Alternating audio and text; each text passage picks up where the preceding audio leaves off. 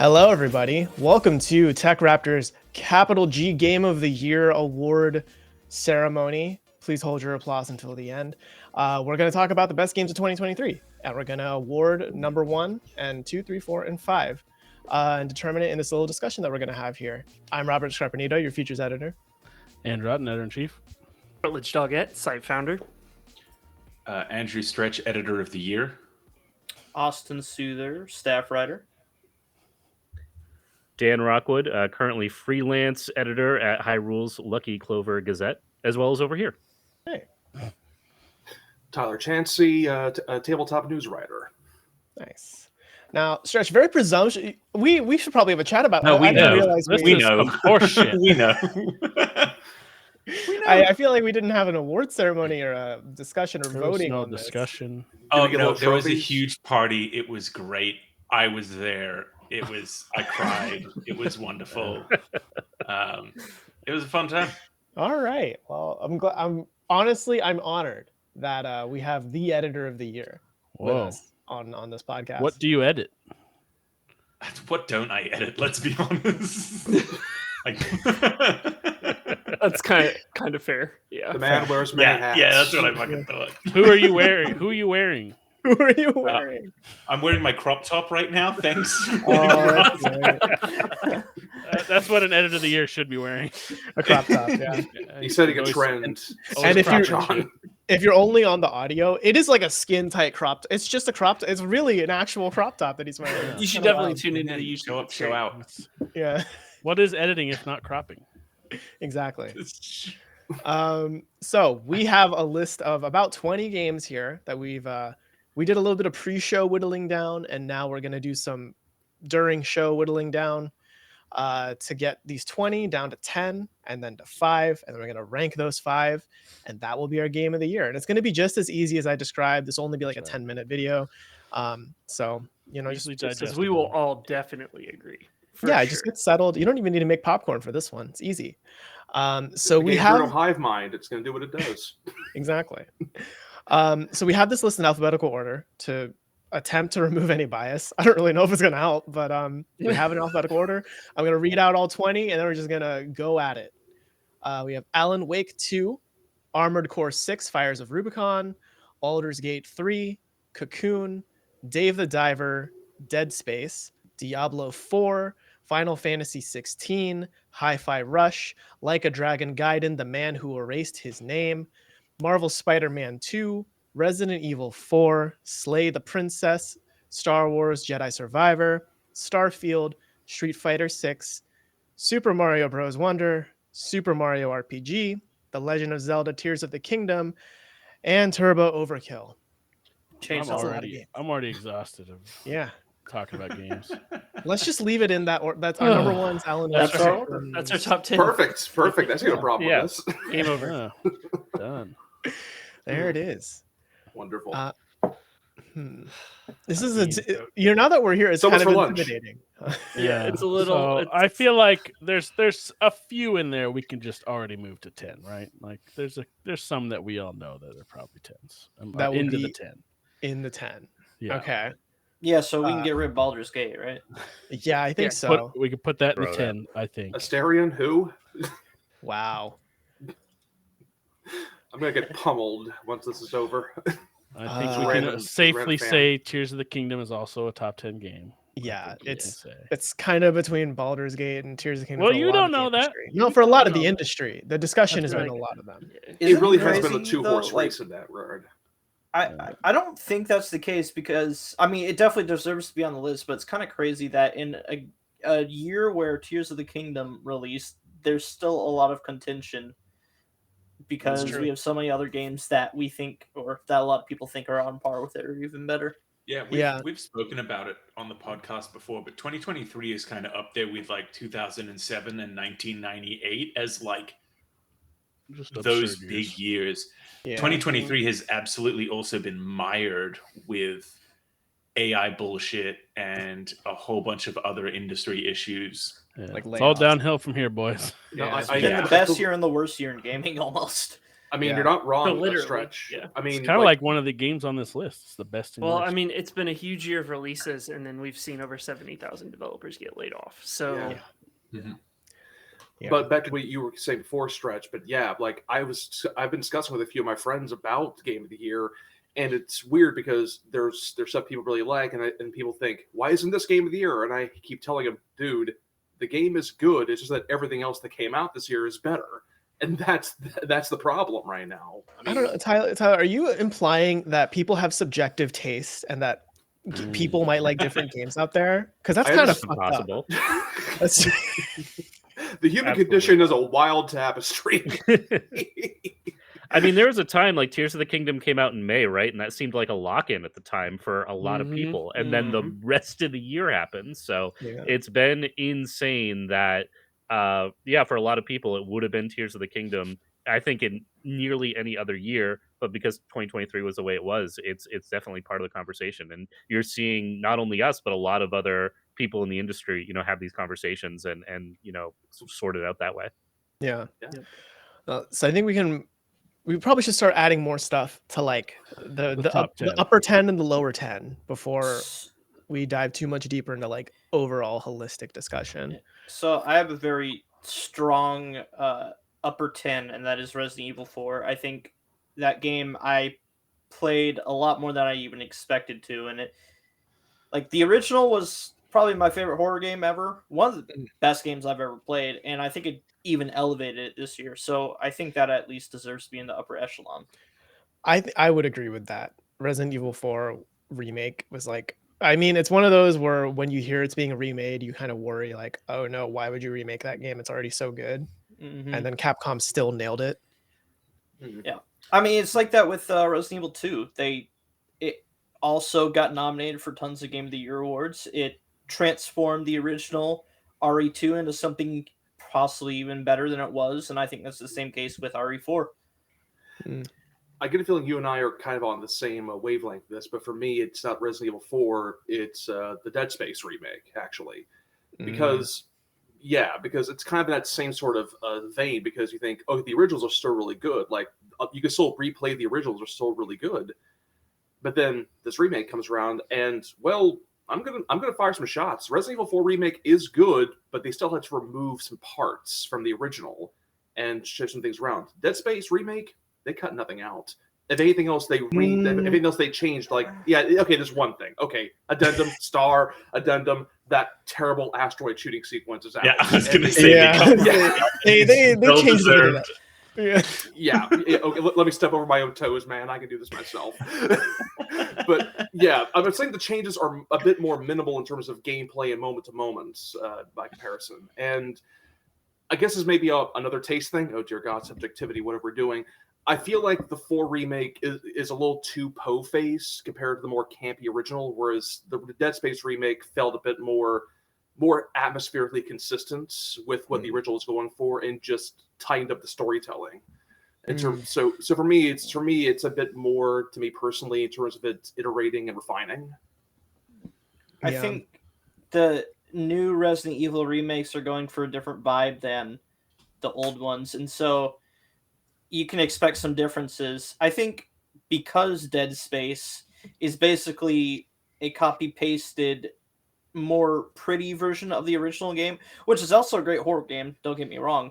I think because of that, I don't think it deserves to be in a higher place than Resident Evil 4. Resident Evil 4 made changes to the narrative, to the pacing, to I mean, they added a whole bunch of stuff. Of course, they took away stuff too, but it transformed it into something that's less of a copy and more of like its own thing. So I think I can see what we're stepping into here feels like a very, if they were both in the upper 10 and we're trying to delineate which one's higher and lower, I feel like that's that argument. Let's put a pin in that. Yeah, it's a very potentially different happen argument. Let's put a pin in later. that. Yeah. But for right now, I think we're just determining what's in the upper and lower 10. Yeah. And so I guess for the rest I'd of the say- room, do we feel like both would make it in the upper 10? Only one? Or should we pivot to something else? I would say yes. I mean, they're both among the greatest remakes, in my opinion, that we've ever seen, with Resident Evil 4 being the best remake I've ever played. So absolutely, they're both deserving. Amazing that we got them both in the same year. And the fact that they're both like survival horror elements, they were really beloved games when they originally came out. So I think the development teams definitely really hit it and tonally just got exactly what the audience was looking for and hoping for. So yeah, definitely worthy and deserving to be high up on that list to be discussed. I can dig that. Yeah. Andrews, Rut, any strong feelings? I was a fan of Dead Space remake. I definitely enjoyed it. Was fan of the original as well, and it was great to see them bring that back and be such a good thing. But I don't even think that I would have put the original in a top 10 of the year it came out. Wow. And so I reckon it's a great game, but as we're not talking about what isn't a good game, we're talking about the best game. I'm not sure that it would have a place. If it did have a place, it would be definitely in the lower slots. I reckon that this is I feel like the discussion here is around like an 8 to 12 place that maybe will become clearer once we start like conclusively knocking things off or conclusively adding like the obvious, yes, this is number blank kind of situation. So maybe what would make this easier, I feel like we're really narrow casting right now and doing like a Resident Evil versus Dead Space kind of discussion. And I think what might be easier is maybe let's look at the everything rest of else. this list. Let's see what we know is lower 10 for sure. Yeah. And then we can start getting into more nitty gritty like that. Yes. Didn't mean to draw focus. No, you're good. I'm looking at this list and I'm feeling I think Alan Wake 2 is going to be in top 10. probably 100%. Yeah. Yes. Okay, cool. So yeah, we can work on those immediate yes nos and then we can Yeah. start fighting. yeah. Good with that. Super Mario What Wonder about is top Final 10, I Fantasy think. 16. Oh, you had to pick That's a hard You- one, Rut. Right, we just said the easy God yes and damn it. no's. We just said the There's easy gonna be ones. so much debate on that. Oh, I know what I'm doing. We're gonna start beef here, Making you guys okay? fight and sitting here and smiling. We need more lower tens before we determine. I think we need to know what the floor Well- looks like before we land. All right. So we're talking bottom stuff. Should we just get this one out of the way? Real Turbo quick. Overkill. Which one? Starfield out of the Yeah, way. Yeah. Oh, boy. Yeah. So we I have will- 20. I we will- have 19 I good will games agree. on this list, and then one that's not good, Well, no, we have 19 good games in Starfield. and on then this Starfield. list. Yes. Yep. I Right. part of it. I was the one who kind of pushed to add this on the list because I think it's part of a holistic discussion of, I think, when we're talking the big names in AAA gaming spaces, Bethesda is up there. You might know them from Skyrim and Skyrim. Alexa Skyrim on your fridge. That's my favorite one. Yeah. And, I'm pretty certain we did like a top 10 best versions of Skyrim. yeah. We did. I think we actually did. We did. Yeah. Yeah, I wrote it. Yeah. Yeah. So I think it's like a really hard shift in, like, there was a time when saying it's a Bethesda like game or a Bethesda game that meant a good thing. And I feel like Starfield is kind of like cementing a place where maybe it's not as holistically a good thing anymore to describe something as a Bethesda game. I will say this. So I have played over 200 hours of Starfield between God. pre-release and post-release. Let me finish. The New Game Plus mechanic I liked a lot in how it kind of made you want to keep replaying the game, especially for, I guess, some people made it to 34 replays and crazy shit happens. Wait, is this a Rogi Wogi? No. No. But the main quest is okay. The side quests are more impactful than the main quest, and then everything else is just fluff. But the side So quests to suck. me, You've described a Bethesda game. yeah, Yeah. it's Bethesda. I think it is a great game if you enjoy kind of just putzing around and doing stuff, but beyond that, it doesn't have a huge impact. I think They're really good time in killers. comparison. It felt like there could have been. I personally would put it in more. the lower 10. I will agree with that. Being the person who like Rhett definitely enjoyed Starfield quite a bit. The biggest issues I think I have with it are just that there were some really cool mechanics that weren't executed on super well. I loved the outpost building and creating bases and mining, but then trying to link my bases together and trying to get resources, that was just extremely cumbersome in a way that I didn't appreciate. And I agree with Rut that when you step outside of the main missions, all of the side stuff and the side quests and the different like factions that you can team up with, that was definitely the best part of the game. And then there were other criticisms, like you couldn't just get in your ship and seamlessly go from the atmosphere into outer space. There's always that cutscene element to it, which I would love to see someday an update where that wouldn't be the case, where they would make it as seamless as that. And I know there have been some mods that have stepped in to do that. But yeah, definitely I'd say a very good game, depending on what your initial expectations were going into it. Yeah, Well, that's the right way to put it. Like if you were expecting anything crazy, detailed, and phenomenal, that's not what you're gonna get. What if I was you're expecting a to have- Bethesda game, you're gonna get a What if I was Bethesda. expecting that's to actually a have fun? discussion. Well, sorry, that's actually a discussion I have a lot with people who really like Bethesda games, and they keep saying it's great, it's amazing, it's perfect. But there's always that little caveat where they say once you mod it, and that gets into a discussion of if the game was genuinely perfect, do you have to mod it? Then it seems Bethesda's always the exception when it comes to their stuff. Well, but also, even if you take mods out of it, I do think part of the appeal, like, because I played Skyrim, believe it or not, I played Skyrim. It's a lot of fun, right? It's good. It's good. It's really Yeah, good. no, it's I've good, heard of but I that think game. a lot of the magic that comes from Bethesda games is that it's the seamlessness of it, right? It's like you're in this world and you're told, hey, go to Ravenfall and talk to Binglebum to start the quest.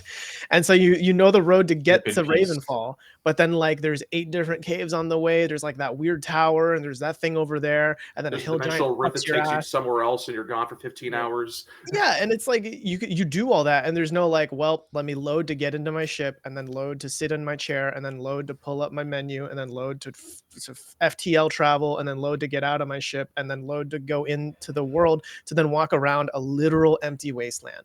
Why am I getting Sonic the Hedgehog 2006 flashbacks? It's an I actually avant-garde don't know. masterpiece. It is. But I guess that to me, it's like that seamlessness is gone. The potential for any kind of like magical discovery of things is really belabored. I think that is what's really missing, unfortunately, from Starfield. Running in Starfield is exhausting, both literally in the game and outside of the game. Like it is.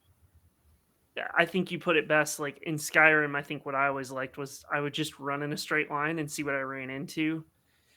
Mhm. You run into one thing in Starfield, so Yeah. like, And it's like an empty Um, cave or yeah. something. Well, like, and I grind. I've 100%ed. I grinded to 100, and it was purely just 50 levels of me farming experience on the planet. There was no value in doing quests to get experience. I could You were like the farm 2 levels montage every from half the hour. WoW episode of South Park. Just you were on that planet Yeah. killing boars for hours.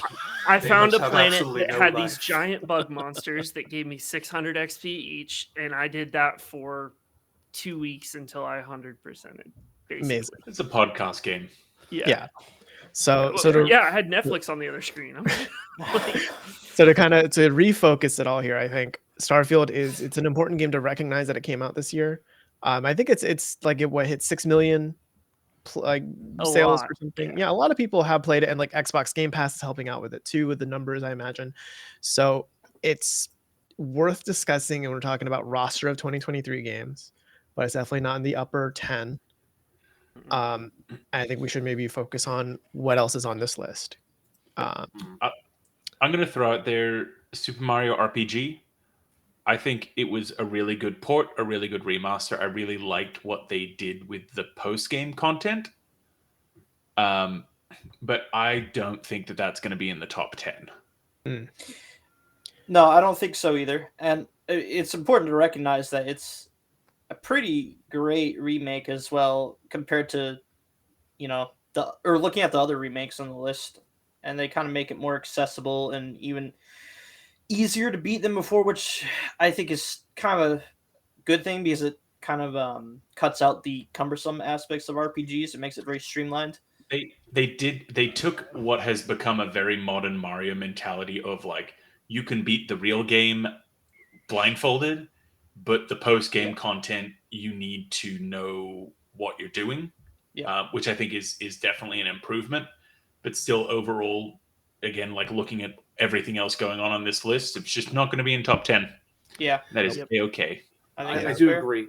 I do agree. I feel like it might also be possibly a bit of a passive-aggressive statement on how game preservation has been recently, that we need this, ground-up remake out. But hey, it looks good, it plays really good, and the core is still there, and that should be appreciated. For sure. And the original is on the Switch Online anyway, so like, if you want to play the original, it's still there. I played on my mini SNES. Yep. Oh yeah, I still have that. SNES Oh yeah, I still Mini. have one of those. Can I throw out there? No.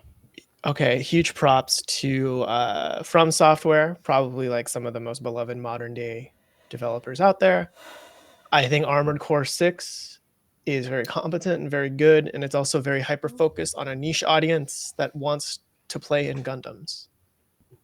They just need a good gunplay I'm game. waiting for that big butt. Come on. I don't want to be contrarian. I know what But you're gonna you will. say. You But we don't want want it to you be to in the be. top 10. I'm thinking it is a lower 10. I think it is. It's how to put this. It's custom robo for car gearheads. Like there's a level of customization that is like really intense. Like it's some Forza Motorsport intensity and customization of your mech, but also mech games in general, I think, just haven't like broken into the mainstream. This was an opportunity for it, and I just kind of didn't see that happen personally. I I mean, you also mentioned didn't custom vibe with- robo. I remember Nintendo was trying to make that a thing, and it didn't happen. Yeah. I feel like the sales, and I shouldn't take into account sales, but I think the sales say otherwise. But it might just be because of the popularity of FromSoft. Either way, compared to other Armored Core games that made this more accessible, it's easier. There's like less parts and all that. At the same time, it's still a challenge. I don't know. I had a really good time with it. I think it's just a very like fundamentally solid game that like I would not question if it was on the top 10. I'd be like, yeah, that makes sense. Okay. I don't know. It's hard again because there's so many other good games, but like I don't think it feels right to immediately discount it as a lower 10. Okay. Yeah. Well, we'll circle back on it. So it sounds like that might be one of those 8 to 12 ones we got Certainly now. could be. Yeah. Here's a question: is anybody still playing Diablo, or do you Yes. still plan to play Diablo? I honestly forgot it even came out this year. Yeah, I am, but Austin's playing it. Yeah, you but still play retail WoW though, so dude, you play Counter-Strike 2. What's you can't Hey, you want these hands? leave Austin alone. I thought this was a safe space. I'm never We're gonna go after. let the classic versus retail debate die. Look, Forever. Diablo 4 is good. It was my I first don't ever think Diablo game. Like, Well, yeah, it's a game that got me bastard. into Diablo, and I think that's worth something, you know. Because I was gonna say that I know there are some stands here because when we were doing the pre-show thing, I thought Diablo 4 was a shoe in to be in the like below bottom 10, and there were some people here who were like, "Nah, dude, it's got to be on the 20." You know, I'll be like, I gave it a good score. I gave it a 9.5 out of 10, and I think maybe now it is. When it first released, it probably could have been a bit lower. Now that I think about it and have time to digest it, but it's very much an evolving game. It's live service, and it's actually only getting better. They're fixing a lot of the issues people had in the beginning, and we can look forward to more seasons and an expansion coming up. I think people are going to look at it the same way they do Diablo 3, where at launch it was kind of iffy, and then it became like a hit for a lot of people and very addicting. I think if we give them time, then it'll definitely deserve it. Why are you laughing, Stretch? There's a little bit of hedging of bets though with that. I know, which is why I want to say I don't think it would be in the top 10, but certainly it deserves to be on this list. Yes. And in our thoughts. And prayers. I think it's giggling definitely a because- top. I'm just giggling We'll always because remember. In memoriam. I think that it's not going to make I it will near remember Game of the Year you. for this year, but it's going to be part of our like best evolving game discussion for next year. Oh, yeah. I already hate the Pencil term. that in Basically for just kicking it down 2024 a year. now. Like, Well, we'll see you next Cyberpunk year. could win it. Why not? Yeah, exactly. Yeah. Ugh. Yeah, because if I'm also Diablo 4 thinking, shouldn't be on this list. But anyway. yeah, Which I'm one? in this similar boat. Diablo 4 shouldn't be on this Oh, list, is what Otten said. I think for me, it's like I agree that there's a lot of evolving game-ness that we're trying to factor in here. That's like, a lot of hedging bets and guessing at the future. When I'm thinking of the game that we got on launch, Diablo 4, as God intended, as Diablo intended for us, I found the campaign to be like a little bit like too long, a little bit of a slog to me. It's a lot of like truly too much running around. Like the open world, I think kind of has hindered it more than helped it in terms of a mechanic. I know it's after you get the horse, it's easier, and it is easier, but by God, you have to do a lot of shit to Takes get the too horse. fucking long to get the goddamn horse. Yeah, and even Yeah. with the horse, I don't know, it still feels just a little bit like too much running to your destination instead of being at your destination and slaughtering the demons of hell. That's kind of Top-down where. Starfield. Yeah, I get that. I mean, it's hard because you have to discover all these waypoints that so you can teleport around. So, of course, in the end game, you can go where you want to go very fast. I can't remember if they fixed it to make it faster paced during the campaign.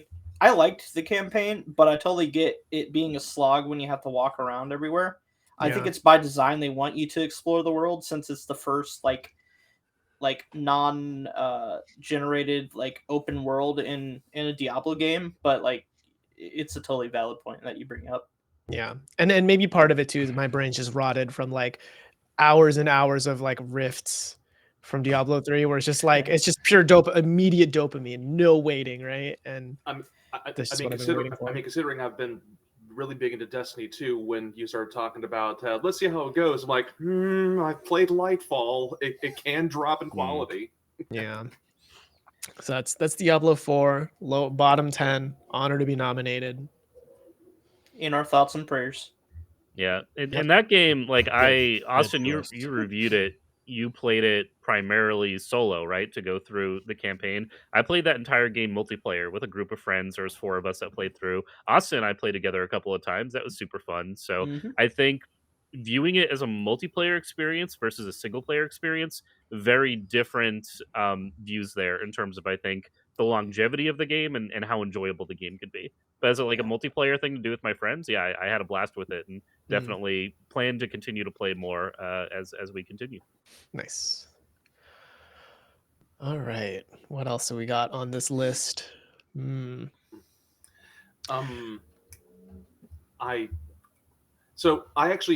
glad that Slay the Princess is in consideration in the top 20, and I really did enjoy Slay the Princess. But I will be the first one to kind of say it's probably going to end up in the lower 10. I was actually just about to ask that, like how we feel about that one. Yeah, and this is this is coming from a place of love. Like, I really did enjoy Slay the Princess. I loved everything it was doing with narrative and perspective and such, and the voice acting, the art's all really good. But for me, it kind of suffers by no fault of its own that the horror metafictional angle has kind of been done already. Like, we've played the Stanley Parable, we've played Inscription, and Slay the Princess does have its own spin on it that does make it stand out and does make it its own thing. But, I'm not going to say it's as transformative as some of those other works. So, I would say a respectable lower 10 for Slay the Princess. That's fair. Yeah. Like, Austin, you like that game too. I think in our indie game of the year that dropped yesterday, Austin, you talked about it a little around the beginning. Yeah, I'm honestly very impressed by the scope of choices that you're given. And there's like nearly 100 achievements, and a lot of those achievements depend on like the choices you make. So that just gives you an idea of the wide variety of different paths you can take. But what Tyler said is also very true. Like, you know, it again, it's a tough year. There's so many good games, and Mhm. it definitely deserves to be at the very least in the bottom 10. But like, I don't know, it's hard to say it deserves it. It definitely has my compared favorite to joke other ending. games. Oh yeah, and I know what he's talking about. Mm. Just Yay! it's one of those games where you kind of have to play for yourself and don't look too much into it, and that Right. also makes it very hard to justify. Yeah, But yeah, like I'd like to discuss it, but then that would ruin the appeal. yeah. Mm. So yeah, I guess Slay the Princess can probably put that in our lower 10. R.I.P. Princess has been slain. I'm willing to also nominate Like a Dragon, Gaiden, Man Who Erased His Name, probably for the lower 10. How could you do I- this to Kiryu? Oof. Look, I love that game probably not more than Like a Dragon, like Yakuza 7, but more than the other Yakuza games I've played. What? Gaiden I would like that it's a little more bite-sized. And it's like that. below. It's not in the top 10 after saying it. When I look at the rest of these games, potentially. I mean, I'll say what I'm gonna say, and then if you all feel differently, considering the consensus of TechRaptor, and I think only Tyler has also played Gaiden I reviewed it, guy. yeah. I reviewed Gaiden for us. on this discussion group.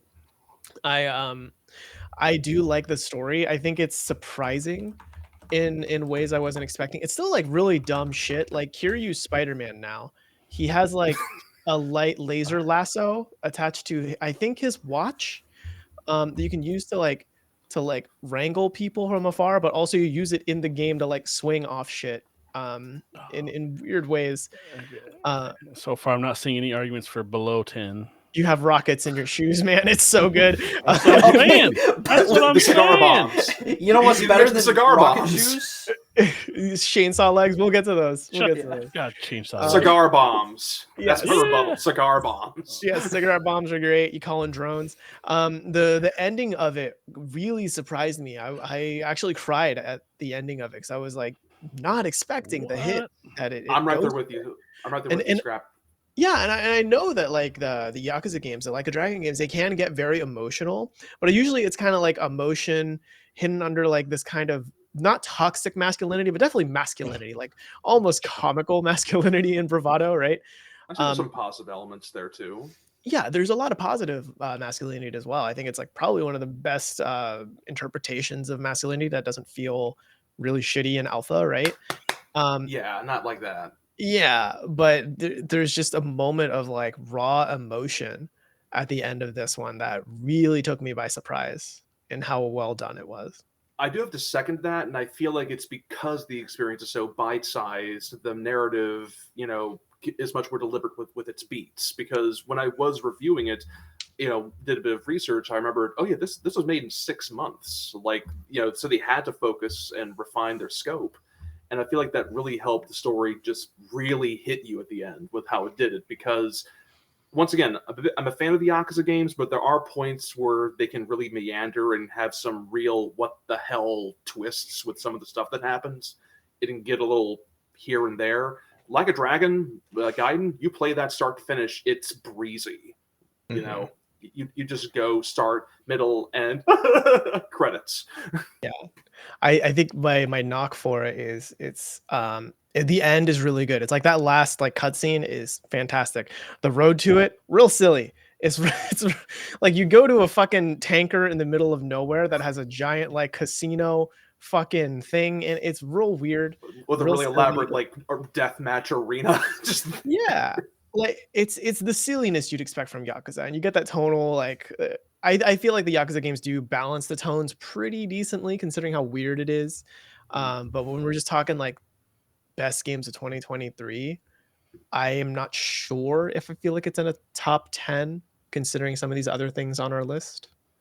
I would definitely say it's definitely a respectable lower 10, but as mentioned before, made in 6 months, kind of limited, has some pretty out there stuff even for Yakuza. And yeah, I'm gonna say the side missions were mostly terrible. There was like 2 really good ones that were memorable, and that's it. Everything else is just fetch quests and such, and that's not really Yakuza. That's not really like a dragon. I mean, it kind of is. Like a little bit, kind of is. It's usually a lot of fluffy side quests, but there's quite a few memorable ones usually in a game. Yeah, that's true. But yeah, that's right. kind of my thought on it. Sounds like the greatest game ever made, but also not. I mean, it is pretty good. Yeah, it's the kind of game. It's the kind of game where it's good, and the only real problem with it is you wish there was a bit more of it in the stuff you like. I don't know. I was good with the sides of it, especially with Infinite Wealth coming pretty soon. I'm cool with Gaiden being as short as it was. You'll have to stay awake 3 days straight just to beat it. Mm-hmm. Like the rate that Yakuza games are coming out nowadays, like crazy. You guys are eating good. Yeah, yes. and the quality is good. It's crazy. Like, it's what you'd want. We're having filet mignon every night, boys. Yeah. I have to keep reminding myself. Like a Dragon Ishin came out. Like yeah. And that was okay. It was just fine. But it's like for me, like Gaiden's on my personal top 10 list. When I'm just thinking of like this group, this setting, this like site as a whole, I don't think it makes it in the top 10. Well, that's understandable. Like right there with you, buddy. I would say we can eliminate a very good game, but one that probably doesn't stack up on the top 10 would be Turbo Overkill. I've already said what I had to say about that in the last video. You should see it. The indie game of the year. I mean, to be fair, I hadn't heard about it until you mentioned it, and all you told me was chainsaw legs. You need to know more? Oh, so you are interested, and I have somebody that can fight for me. Let him get his pamphlet out. Have you heard the Tell good me word more about Turbo Overkill? Oh, let him get his material real quick. Find him on the corner passing out pamphlets. Have you heard about our Lord and Savior Chainsaw Legs? His name is Johnny Turbo. Why? You sick of your normal legs? Do you want chainsaw legs? If they don't have that in the next Cyberpunk game, I'm going to be mad now. Yeah. I do like Turbo Overkill a lot. It does like really scratch that lizard brain, like immediate need for dopamine kind of thing, kind of fun factor to it.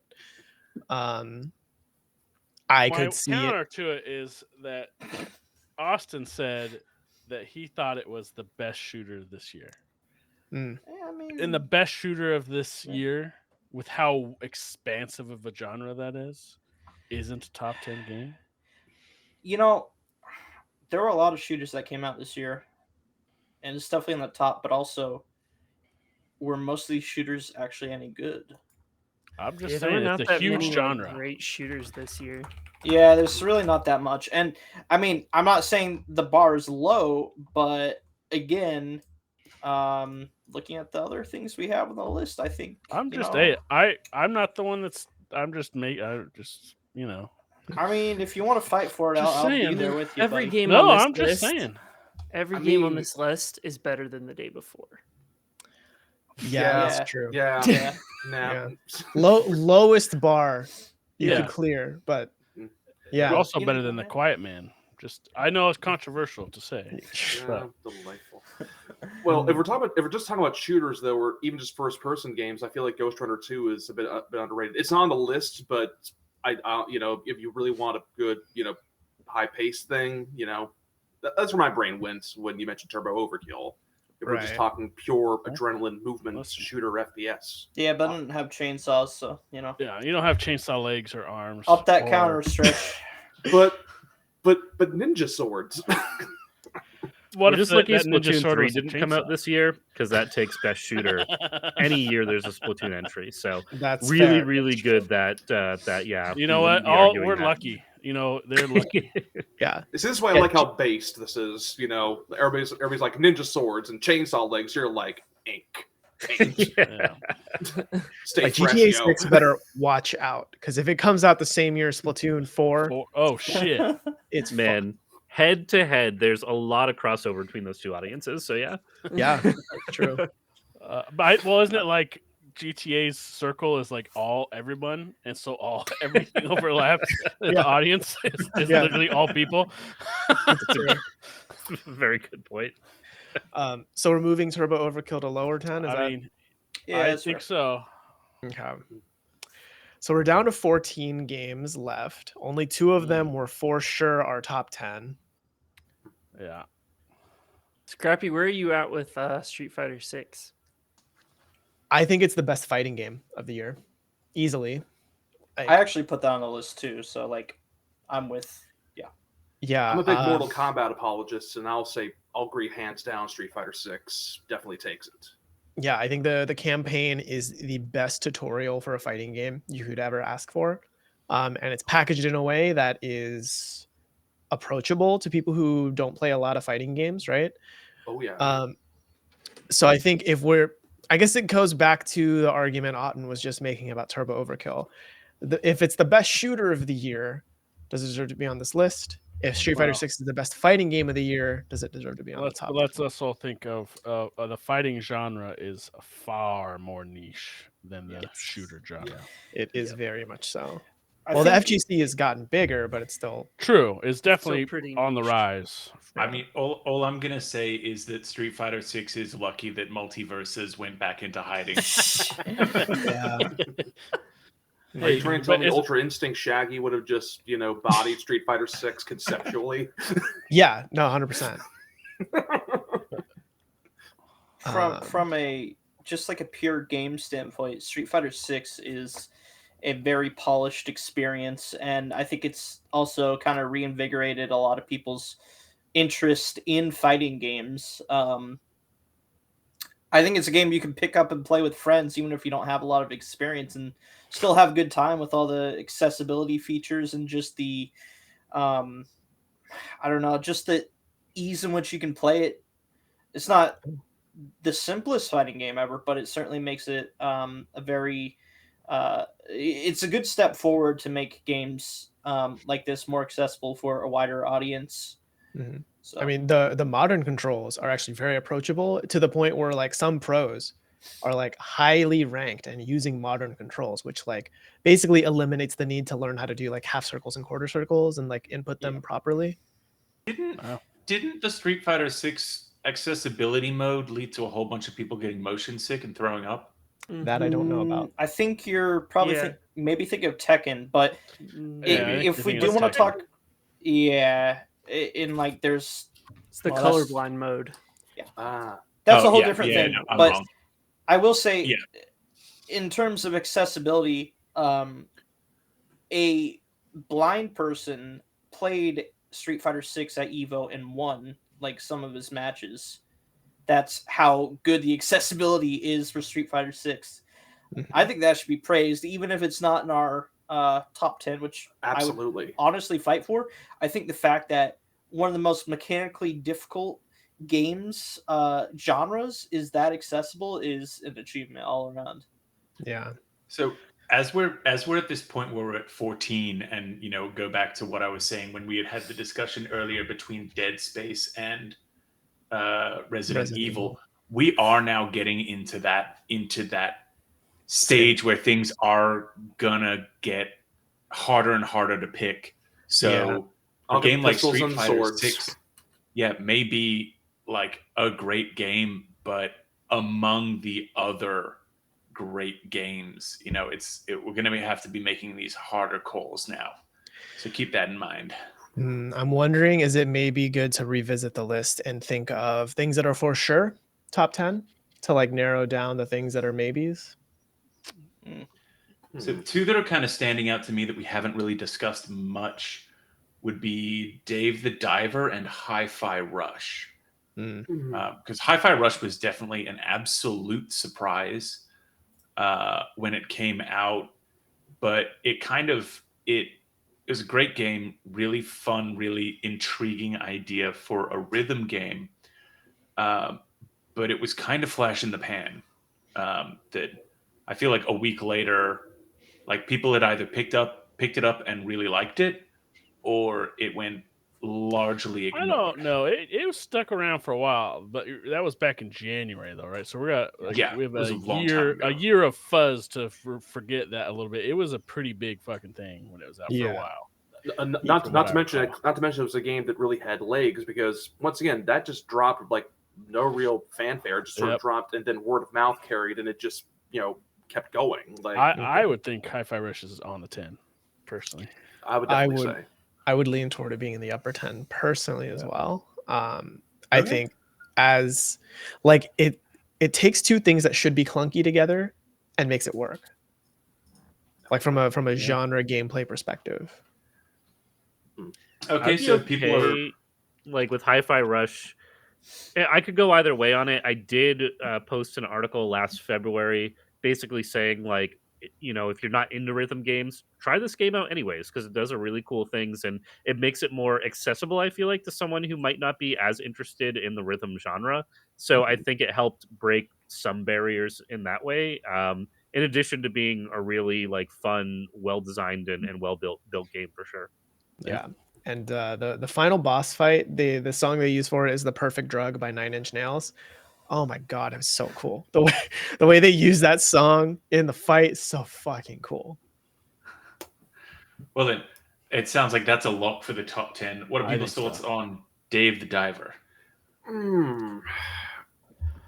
I don't want to say much because I can only go by reputation. Like I've seen how big David Diver has gotten, but every time I hear anybody talk about the gameplay, it honestly feels a little too spread thin across multiple genres, and it sounds like it has kind of an identity crisis, and it sounds like a lot of the appeal of it is more by volume than by quality. Anybody else say anything about that? Right, you played a lot of it, right? What do you think about it? Oh, you're muted, I think. Right. This is the best way to experience rut. We are the consummate working? professionals. There you go. Now it's Live. working. Weird. I played a lot of it when it went to 1.0. It had flown under my radar. It did it does cross a number of genres, but I think that cohesively it brings all of that together really well. Okay.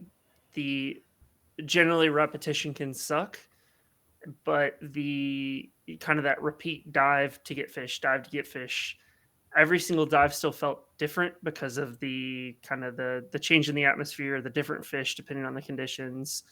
It did have kind of a cohesive story throughout, and then it pulled together kind of that collection versus a mild farming sim versus management sim type stuff together really well for me. And the art style is superb. The animations were fantastic. And it really just, I think, captured the vibe it was going for. So, as someone who's put in a lot of time to this, do you think that this is top 10, or at this point is it in the 11 to 14 that we can safely put it in the bottom 10? I mean, I haven't played every game on the list, so I can't speak to everything. It's in my personal top 10 for the year. Out of, I don't even know how many games I played this year, but it sounds like I might be the only one that's played it. So I have played it and am currently playing it at the moment. Not Yeah. as in literally this second. No, right. I'm seeing it in his hand. you could be though. I could be. I didn't know it was I came do to the have Switch. deck. Yeah. But I would agree with you. It does, because I keep unlocking new content in Dave the Diver. My least favorite part of the game. New content. It's that they just say new content, and I was like, God, Yeah, that part feels gross. Feels gross every time it happens. Ew, content. Yeah, that's how they say it. Not like, hey, a new feature or something. No, new content unlocked. I'm like, God, just kill me. Okay, that just mentally drops it down a little to me. But because I've been playing it, it's like they do keep introducing stuff. I'm like, what the fuck is this game? Like as I've been playing it. So that's what I hear. But it does come together. Okay. They're pretty smart choices, because I was like, what the fuck is this? And I'm like, oh, okay. That seems to work out all right. I don't know. I don't know if it's definitely, or if it's hit me the same way it hit Rut. Like, it's definitely a good game, no question. Mhm. I don't know if it's top 10 game. It's a good game though. I mean, definitely, if you like Yeah, that kind of thing, good game. None of these at this point, as Yeah. we're discussing the None None of of these them are bad 20 games. Like, None of these are bad games. What No. what None of we're them. doing is we are taking games from a I wide couldn't genre. I couldn't imagine seeing someone argue this for game of the year. Let's just Well, say that. you is about it maybe any game like of the right now it's in the middle?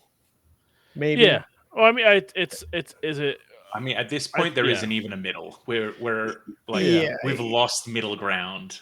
Yeah. Where I don't know I mean, if You it's need a to top start 10 making game. hard choices. Well, there are other Yeah. games I think we can maybe We haven't discuss gotten to the more. really hard choices yet. Yeah, I think let's talk about Spider-Man 2. I think maybe And whether it belongs in the top 10. yeah, like do people think it's an Okay. upper 10 or lower 10? Because I know there's some people here with different takes There on are. Peter Parker and Miles Morales' wacky bogus journey. Absolutely upper and 10, but I want to hear from those who don't like it as much, and then I can tell you why you're wrong. So if you want to take the mic first, we'll go from there. I'm with Dan on this one. Yeah, I'm just waiting to rebut. The first Marvel Spider-Man kind of really quickly became one of my favorite games of all time, and somehow I didn't find the time for Marvel Spider-Man 2, and everything I've heard about it, just from people I trust, sounds like it's a good sequel, but not as good as other stuff. So, as someone who has played it, I kind of hate it. If I'm being honest with you, capital H hate it. I mean, I think it's overrated, like extremely overrated.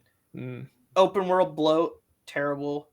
Doesn't really do much to change anything from the first or Miles Morales. I think then you're getting into like shareholder worries though, of like if the first game was a 10 out of 10 and they release another incredible game, does it need that more? Well, the Like, first if game they wasn't a just- 10 out of 10 though. It was like a 7 out of 10 at most. Like it's Where do you not, live? I'm just asking for a friend. It's not an exciting game. I'll go pull the contract for you. The combat almost amounts to button mashing, and I know you're thinking, yeah, you combo stuff together. Like, trust me, I know how the combat works. Using the air to attack enemies and stuff, and then I don't know, webbing people, slinging them around. No, it just doesn't do it for me. There's something about the Spider-Man games that it just does not click. How did you feel about combat in the Arkham games? Because that like TM free flow combat has kind of been where third person combat has kind of become. It's become the standard, yeah. Yeah, I mean, look, those games are kind of old now. I haven't played them in a while. I remember enjoying them at the time, enjoying the counters, like, countering enemies. I think, Spider-Man has less of that. It's more like you're taking you're the attacker rather than like, I don't know, man. Look, this game scrambles my brain. I just don't like. Batman famously never attacks. No, so, like, as the player, you are taking more of an active approach in attacking enemies. You don't have to. Okay, you know what? Never mind. Peter Parker beats the shit out of somebody. It's a superhero game. It's a superhero game. You gotta punch people. It. This game pisses me off so much. I think what you're getting at is a expectation didn't match what it was. No, I think it's a game of a power fantasy where you're fucking shit up as Spider-Man. Yeah. So if I don't think I should be like, fuck, I got to be all super technical with countering and doing this whatever with fighting dudes, when I should have a bunch of crazy shit that I can pop off at once that fucks a bunch of people up, and that's what it does. I don't know, man. Look, it'd be like saying Diablo 4 and then be like, I could kill the little minions too easily. Like, fair.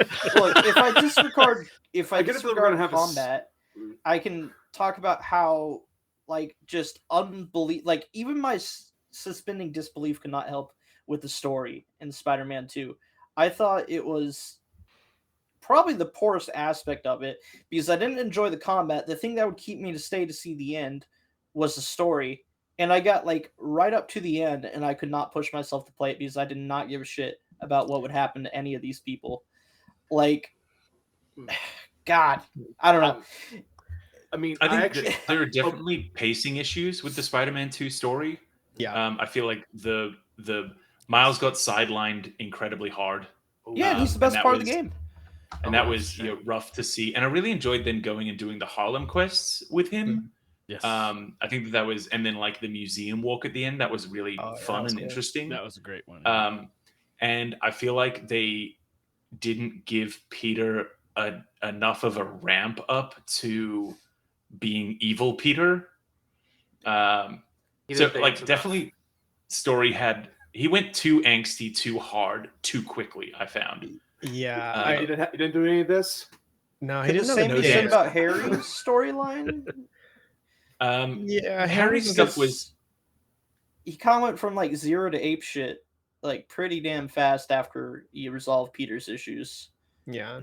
It does go pretty quickly, but I think that's the nature of having a game where it's a 15 to 20 hour story roughly, right? Depending on how you pace yourself. I feel that the side missions in the game were huge highlights for me, exploring Manhattan and Brooklyn and Queens, being able to cross those bridges. Also just a great like showcase of what the PS5 is capable of in that way, of loading this gigantic environment all at once and being able to explore it. I loved it. I loved everything about it. And the game of Austin, you mentioned the combat not really pulling you in or keeping you occupied. For me, the combat was great, but my favorite moments in that game were like Peter and Harry going on a bike ride together, like through New York. Oh, those were like my least favorite. Kind of same. Like, I hated that. See, like that's where I love Spider-Man is my favorite hero. I love Peter Parker. So anything to build out like the characterization of those relationships, I was all for that stuff. So that's where that game really resonated for me, and maybe the way that it didn't for you guys. It is adding to a theory I have that it seems whenever a Spider-Man game addresses symbiotes or Venom in any way, somehow the writing and the storytelling takes a dip. Like, I don't know why, but it seems to keep happening. And well, the problem wasn't how they handled it. It was that it was like resolved too quickly. Like, it's very rushed. The game was like, hey, Craven. Well, not to spoil it for people. It's all about Craven. And then it's he was the promotional material. I don't think that's not anymore. Now it's about Venom for a couple hours, and then it's over.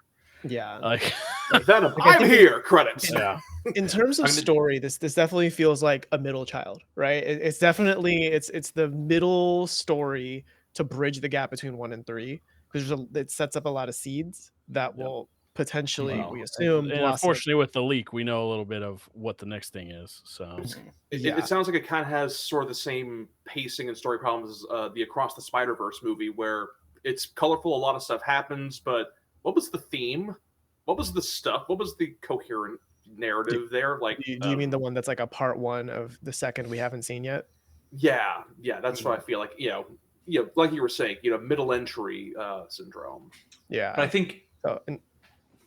I think that Marvel Spider-Man 2 is a great game. I think that to argue nickels and dimes as to whether it is 7 through 14, because I don't think that it's going to be top 5. So I would put this on a no where it is, knowing where this conversation is going to continue heading. I think it's into upper 10. So do I. Yeah, so I think we can at least bold it in our key for now. Okay. I know that I'm a dissenter on this. I just am probably one of the... I know that there is a group of people out there that really don't like these games, and I don't know what it is about us that just doesn't resonate, but Dude, I don't get how the fuck you can spend 300 hours in Xenoblade and say this has open world bloat. My brain does not comprehend that in the slightest. I really don't get that. I thought it had a pretty streamlined open world if you ask me for Spider-Man 2. Super streamlined. Given the scale of the Xenoblade games, Scrappy trying to hold it in over there. Look, I know I'm fighting a battle I can't win because I can't even articulate why I dislike the game. And I've tried this with you before, Scrappy, and I still couldn't figure it out. I just don't like it. I don't get it. Sometimes shit happens. It is so hard to like. It's okay. You got garbage taste. It's fine. Yeah. Hey, if it makes you feel any better, Austin, I'm about to be in your position for a game coming up. So, it's all good. If that's what I think it is, I'm with you, buddy. What's the game? Well, it's Let's going to hear be it. a later discussion. Well, so No. we got. So what's our next game? We Well, need is to, it we up need to or figure 10? out how to knock 4. Yeah, we need to games get off our this top list. 10. Yeah. Yeah, we need to get. Can we So like say that Super Mario Bros. Wonder deserves to be in the top 10? I think. I it think it's absolutely top does. 10 for sure. I I think think it that's a tops pretty 10. obvious one. to me. No I think it's top argument. 10. Okay, Yeah. we'll Drop build her that. in. We'll Mario build Bros. that. Wonder, getting the board. I Alright. think personally, Jedi Survivor deserves top 10. Also, Agreed. Yeah, I can agree with that. we can get more into it, We can, but I think we it's a can get more top into 10. it. I Top think we'll 10. get more into it. Yeah. Okay, so that gives us Alan Baldur's Wake. Gate 3, Hi-Fi Rush, Marvel Spider-Man, Star Wars, Super Mario, and Tears of the Kingdom right now in top Yep. 10. I think Alan Alan Wake 2. We can Definitely. also. Yeah. Oh, I thought we said that Agreed. already. Okay, so at this point we have. We need to pick 2 others. Right? Resident Three Evil others. 4 Three more. absolutely 3 others. Yeah. needs to be up there. So Okay, I think Uh, we need to talk about Cocoon. Is that in our top 10? Absolutely. Interesting. I don't think it is. Absolutely. Oh, I don't boy. think it Interesting. is. Why? And this is okay. This is so funny coming off the indie game of the year Yeah. conversation, where Otten and I got to the end and we're just like, Cocoon. It's gonna be Cocoon, guys. Stop talking. It's gonna be fucking Cocoon. All right, you're setting yourself up to be fucked later when you're going to argue about Zelda. I'm just telling you. Because I got the same- tickets. Anybody got odds? same argument for Cocoon is Zelda's doing the same shit as Cocoon, my man.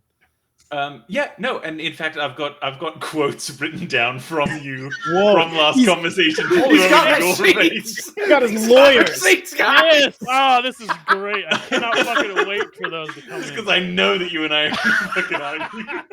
Oh, that's beautiful. Phenomenal. Beautiful. Phenomenal. Anyway, Cocoon deserves to be on the list for the same reason Zelda deserves to be on the list.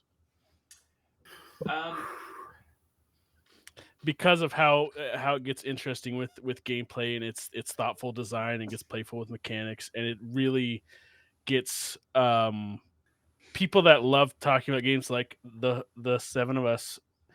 The reason it hooks us so much because of how intentional and how well it does it. Tell you what, I'll concede to you that top 10 it should be in. Okay, there you go. That's all we're talking about, sir. And that's It's like I'm thinking ahead. I'm like in He's some ways I'm thinking he thinks that being soft now means I'll be soft later, and he's fucking wrong. No.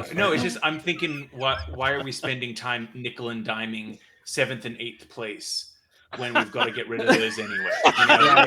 Right. He's got a point. Son of a bitch. Yeah. Okay. It's true. I'm- We had 20, Oh. and then we had a middle, and now we're at That's 13. funny. We've still got a middle that we shouldn't be worrying about yet. Well, Yeah. Stretch would definitely like watch Titanic and be like, let's just skip the love story. We know where this is heading. Let's get to the He's iceberg gonna and then draw just speed naked things up and a then bit. they'll die. You Yeah. clearly don't know my love of romantic anime. I only watch it for the romance subplot. Kaguya-sama It's a God's disaster that Entertainment happens Online. after. I've already turned off the movie. All right, I think we are getting to the point where we might have to soon unpin that Dead Space and Resident Yeah. Evil discussion. Let me. Before we I two do more do. to have fit. one. I do have one though that I think might be contestable for bottom or top 10. Final Fantasy 16. That's exactly where I was gonna go. I think we should have the Final Fantasy 16 It's gonna- discussion. 45 fucking minutes later, we'll decide. Stretch, is this the game you were talking So about? 45 minutes later, like one of the side Oh. quests. I'll make this real easy. I haven't played it. Bottom 10 for me. Let's just push it there. Whoa. Easy. Wow, No, I wow. like that argument. We're good. Yeah, I'm going to that's- say I that's played fair. it. I loved it. Bottom 10. Ooh. Wow. Whoa. I think You're it's a also top And this 10, is but coming I from a can't- man I who can't- obsessed over a door for 6 hours. Wait, hold on. Wait. Stretch. I You're got payoff. Yes. you're good for Remember bottom that. 10. Bro likes Yeah. Crisis Core, Oh, but won't put this in top 10. Like, come on, man. Oh wait, was Crisis Core this year? Stretch, do we need to No. bring that Crisis Core was this Oh, we year. have other receipts I now. thought it was December. Maybe No, it it was was a last December year. game. It was the very first game I played. I'm just saying he of likes Crisis 2023. Core, but he won't fight for Final Fantasy 16. Yeah, Like, Well, Crisis again, Core is like, garbage. Anyway, I think that 16 was a great game, but there are those key failings that it had that I think it just, as we're talking about what the pinnacle of the year is, a key thing like MMO bloat. That's just, it's not going to make it. I think that, yeah, if it's game 11, game 12 of the year, I'm not saying it's a bad game. I think it was a spectacular game. But that MMO bloat, which is funny because then the DLC added in what is essentially an MMO raid with MMO boss kind of things. And that was fucking incredible. That DLC was so good. But yeah, like as I'm thinking, like, we've got 11, 12 games. I don't think that it makes that top 10. Okay, I thought we were gonna have a blowout fist fight So did argument I. here. Listen, Well- if it was just Ben Starr's Twitter feed, I think it would be number one. But 100%. unfortunately, Yeah, like the more you're talking, Stretch, I'm kind of sort of in the same boat as you, because on the one hand, I do love the audacity of Final Fantasy 16 starting off as a Game of Thrones and then it ending the way it does. Starting off But- with Game of Thrones, the worst fucking part. Yeah, it's definitely a big tonal shift, and I remember Well, a lot of 'cause it's people, a lot of executed purists being poorly. like, "This isn't Final Fantasy, not going to bother with it." But I do think you are right, though. There are some definitely some narrative and thematic elements that just do not work. Remember when the Guys, story was about slaves? did you know Because they don't. slavery is bad? Yeah, there's some stuff in there where I'm cocking an eyebrow, and I'm like, that's how you're Yeah, dealing Paul, with this. it's like I've said, it's Final Fantasy 16 is the best game and the worst game, Yeah. all in one. Yeah, Well, Its highs are like some of the highest highs of the year, no question to me. Definitely, But the lows, I want to like throw this game in the garbage. yes. yeah, because Like the first half sets up a lot of these like potentially interesting narratives, like oh hey, we're gonna tackle something like slavery is bad. I'm curious to see how they'll do that. I mean, it's a very easy message to message to, but it's a still like simple one, yeah. it's still one that I don't think Final Fantasy has done a lot of. So I was like, okay, let's see where this goes. And it's like, no, just kidding. Get the crystal, save the world. Like, I will say, I'm glad that instead of setting up the theme of slavery is bad and doing a really good narrative or a really poor narrative, I think that not doing a narrative is probably their safest bet. Because if that was a probably. poorly done slave narrative, then that could have been very, very bad. Yeah, and I feel like that's why the second half is much more in line with what people expected. Because then, yeah, like Scrap said, it's much more classic Final Fantasy: crystals, evil gods, save the world, power, friendship, Yeah, big explosions, Mhm. summons. Yeah, that final fight, fucking fun, cool, rad as Hype. hell. That hype as hell. We ranked the fights, as a matter of fact, that you can watch. did. Yes, We you ranked can- all the fights. You can check out the pod for that. We objectively know what the best fight is. So That's true. yeah, it's a That's where the personal top goblin 10. meme came from. Me being a goblin, remember? That's true. Yeah. that Odin fight though is fucking rad. Oh my Okay, god. so yeah. Yeah, look, so I think you all make good points that I can't really fight against it. It's in my personal Oh. top 10 of the year, though. Oh, yeah, it's But- in my personal Whoa, top 10. hold up. this is See, why we're writing separate lists. I know, too, like- exactly. But, like, I'm you actually guys make curious points. now. I'm actually curious now. You have issues with the combat in Spider-Man, but it sounds like you gelled with the combat in Final Fantasy 16. Yeah, I it mean, has the way combats more are totally depth to different. it. and hold on, wait. There's open world. God damn it! What does There's bloat no mean to you, Austin? I don't think, like, if Final Fantasy 16 doesn't have an open world in the same vein as Spider-Man. I think they're two different worlds. Yeah, I wouldn't one's even better than consider the other. Final It's more Fantasy hub. 16 open world. Yeah. So you They're more can't really hubs. compare them. Okay, I they're mean, not open. They're not the same open world, but one of those games has bloat, and it's Wait. sure as fuck not Spider-Man They 2. both have they both have bloat, but at least I Spider-Man 2 enjoyed does not. Final Fantasy. Fair. Well, Look, man. I'm glad that Final Fantasy 16 seems to not be in our top 10 because it doesn't deserve it. Okay, Yeah. well, It's I might need to it's fight Stellar year overall, yeah. But- Great year. But there's so many just major things that hold 16 back to me. yeah. Like I'm Too many glad big things. I am glad I played it. It's not like I hated Absolutely. the entire time. It's just, there's some things in there that I'm like probably could have been tightened up, right? Yeah. Starting to Yeah, think it's coulda not cut out open half the game. worlds that Austin has an issue with. I think he just doesn't like New York City for whatever That's reason. right. Oh. Whoa, Which whoa, could no, that's legitimately not true be at all, fair. man. Just Yeah. step off the train and you're like, wow, what a bloated city this is. Let me He get out got of here. got there once looking for a dollar slice, and he ended up in Sbarro's, and he's like, "This Yeah. sucks."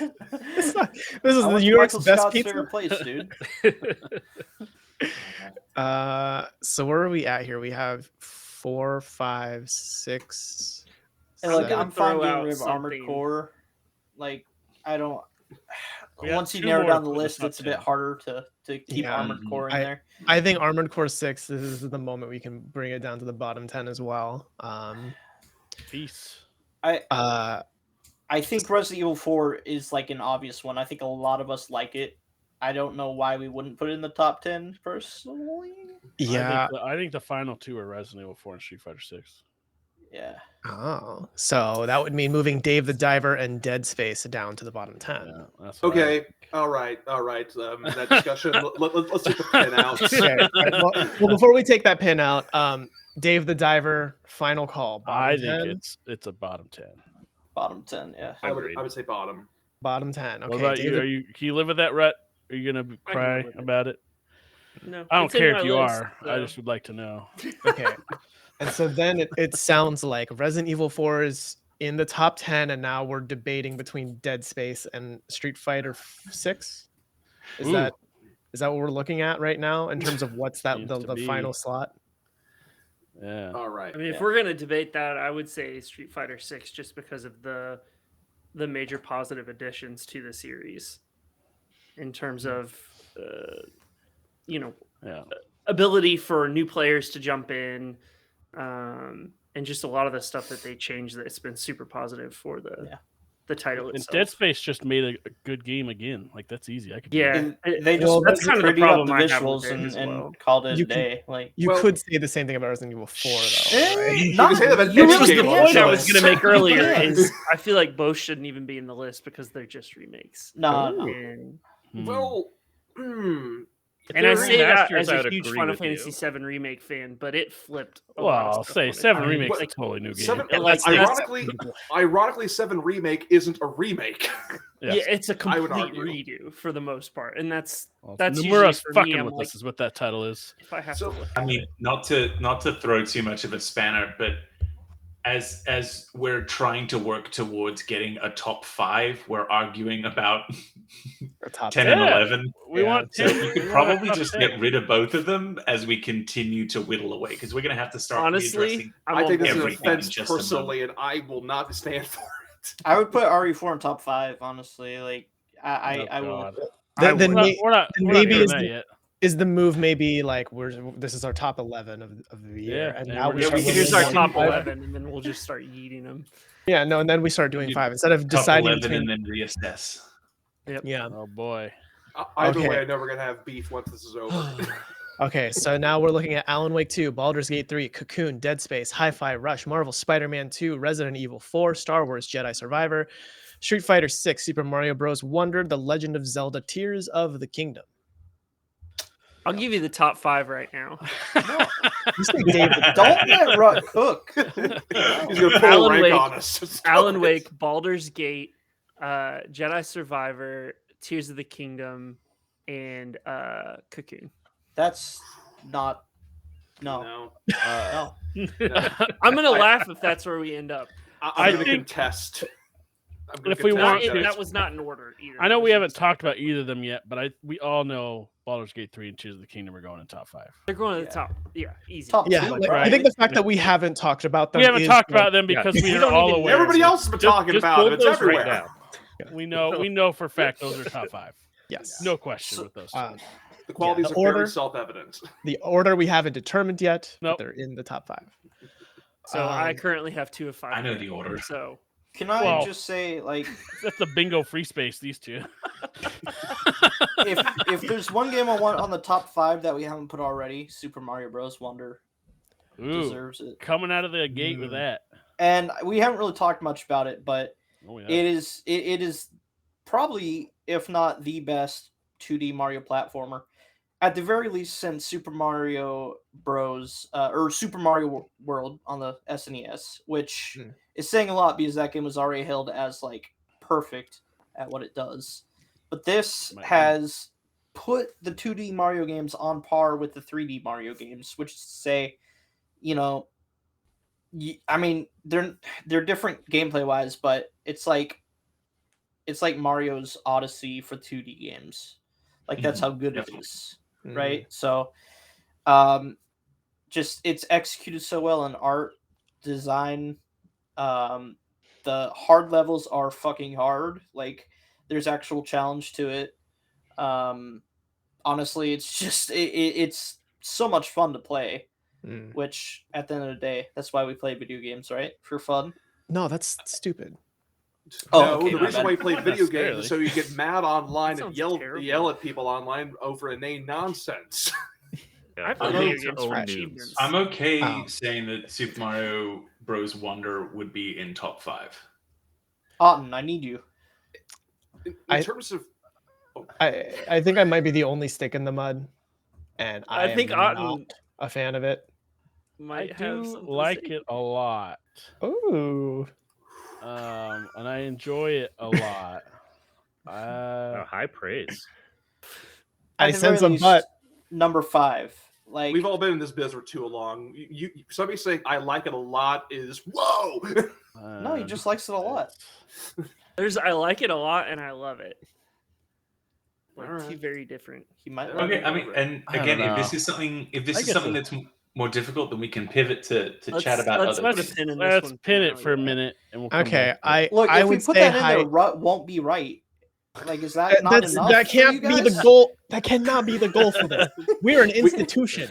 We We've determine. been over Top this. Spite 5. cannot be the only motivator. I'm It gonna gets me say through life. I think Hi-Fi Rush is a bottom 5, bottom 6. I agree Yeah. with that. I'm with you. Yes, For sure. With you on that. Okay, I love it. It's Hi-Fi Rush is one of those things where it feels like a really surprisingly good proof of concept. I'd Yeah. be very curious to see what a Hi-Fi Rush 2 could look like. Yes. Yeah, if that's the route Tango Gameworks wants to go, who knows? Because this was a fucking weird swing. What for them. a perfect segue to talk about Jedi Survivor, and that the original was definitely a proof of concept in a way. Like not bad, but it was pretty. A lot of stuff was the basic for systems in there, and Jedi Survivor expanded on it big time. With one major addition. What's Turgle. that? Turtle. Oh, wow. Turtle. My boy Turgle. Turgle. Oh yeah, the little frog. The little Yeah. frog guy, yeah. That you'd find He was like constantly getting into audiobooks. shit. Yeah, Every you'd Star find Wars little has to audio have logs one of him weird just little crying. Yeah. Poor guy. I think this is Jedi the trend Bobby Survivor Frick is started. the best Star Wars media put out since Disney's bought it. Yeah, I was gonna say since Well, KOTOR, but That's pretty low bar though. people like Yeah. Mandalorian, right? So you're saying it's better than Mandalorian's Andor. garbage. Okay. I'm not I a- think I'm not a it's fan. one of the best Star Wars games we've had in since KOTOR 2, or maybe The Last Republic, or The Old But Republic. also, is saying that something is the best among trash really saying much? That is Wow. a fair statement. It is a fair statement, but it is also a very well crafted game. Yeah, Well, I feel food like for thought. It's well crafted, but at the same time, it was also riddled with issues at the start, performance wise. Playing on the PS5 was not a fun experience, and it should run well. It did not. It So- ran actually, flawlessly for me. And PC. okay, Same well, here. you were on PC, but like there's another portion of the market there playing on consoles that did not have. Yeah, great you fun fuckers with it. don't matter. I know this is I mean, probably going I to come put back on- to bite me in the butt, but I kind of have to agree with Austin here. Like the reason why I didn't jump onto Jedi Survivor was because of those technical issues. And as much as I, looking past that stuff, it's like, bro, come on. They had it fixed I'm in a waiting week. for it to though. hit Game Pass. They Yeah, fixed it pretty quick. I think for me, I'm coming at this as not a Star Wars fan or a victim of Star Wars. Really. That is the correct verbiage. Yes. Yeah, Star Wars victim. For the Disney era, especially, yes. Yeah, so I'm not like dying to know about Grogu or whatever.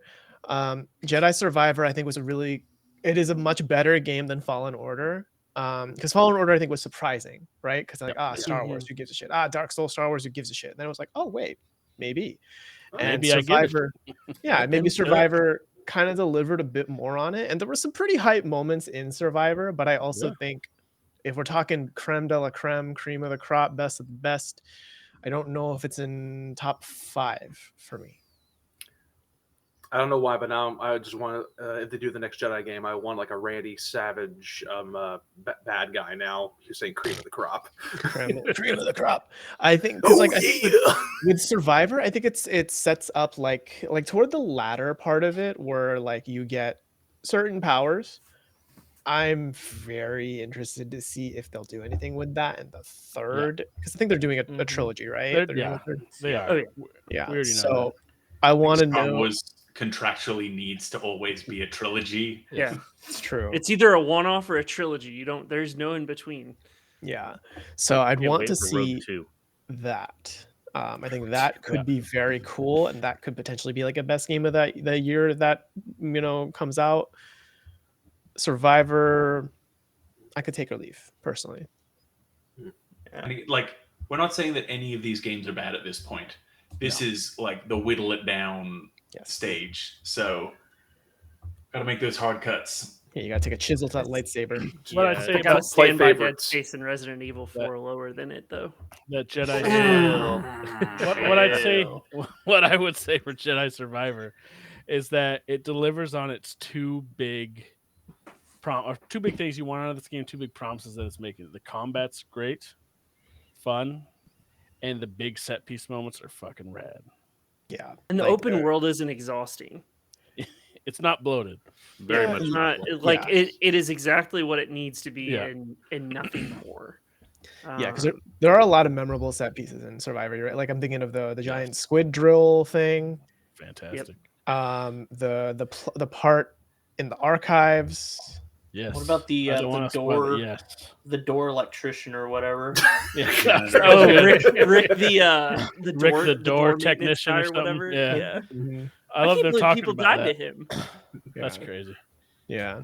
I love the idea that they're like, oh, they just put you through this gauntlet, and they just thought it'd be funny if they had another boss show up for people to be like, what the fuck, man? Like, and then he trips over himself. It's like, oh. Yeah.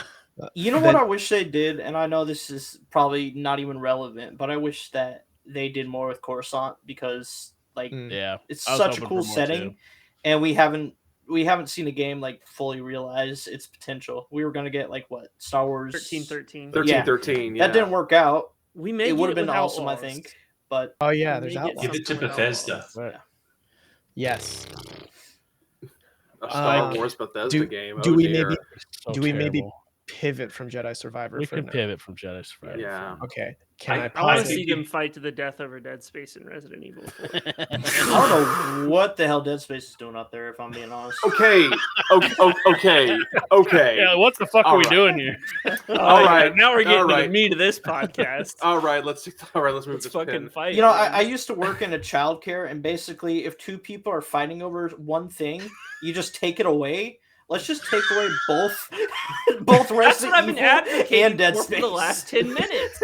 Excuse me. If we can't come to a consensus like normal people, we're just not going to have it at all. Let me just You can't take my toy away.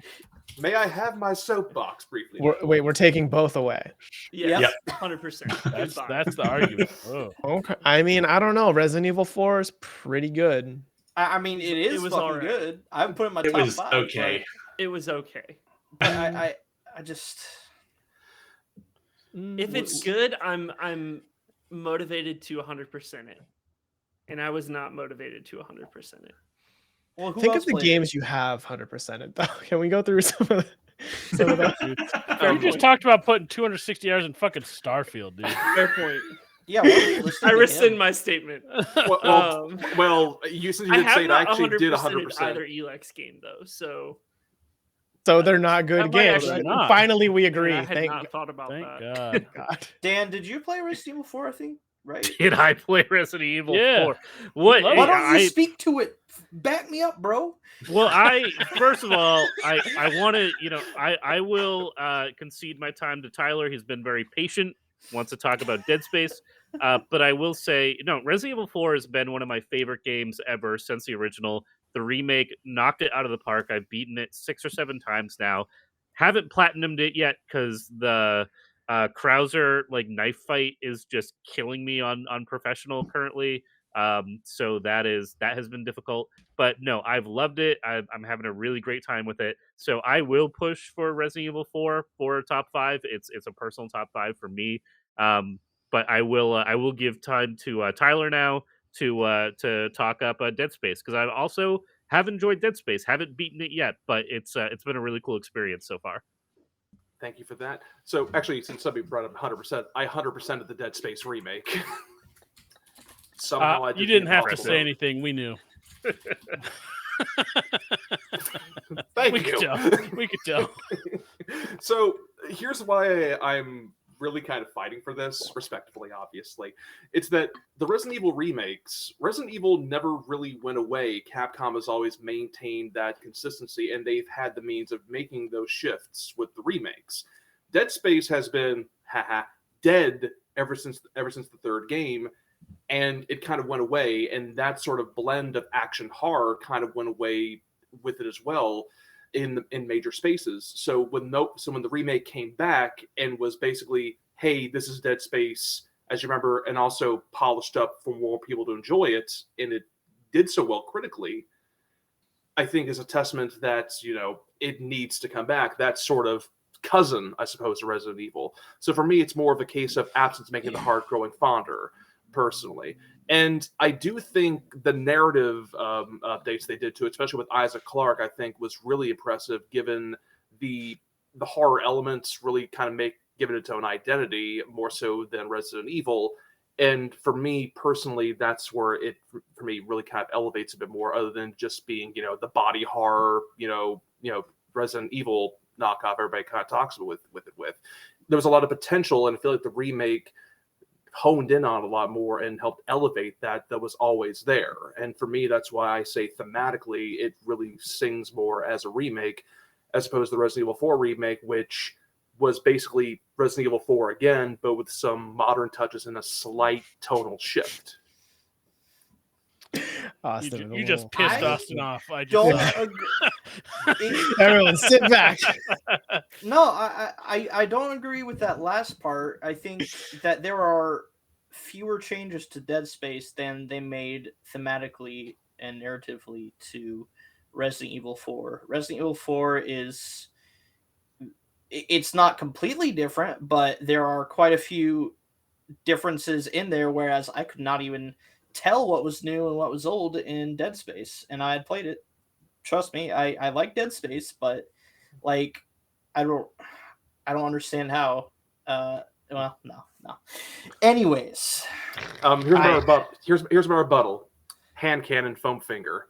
Dead Space has it. Resident Evil doesn't. All right. Here, mic drop. Counterpoint to that: in Resident Evil 4, you get to kill Margaret Thatcher. Oh yeah, that's true. Yeah. Pretty good. Pretty good. It's pretty good, and I also think counterpoint. None of us are British. She's still a monster of a human. Yeah.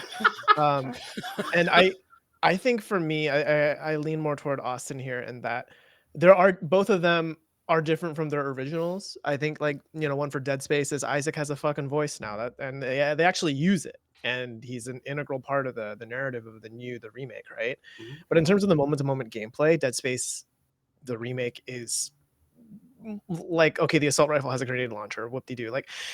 Most of the beat by beat moments, you're doing the exact same things for the most part. Resident Evil 4 has an entire facelift where it feels smoother, runs smoother. You can hot swap between weapons.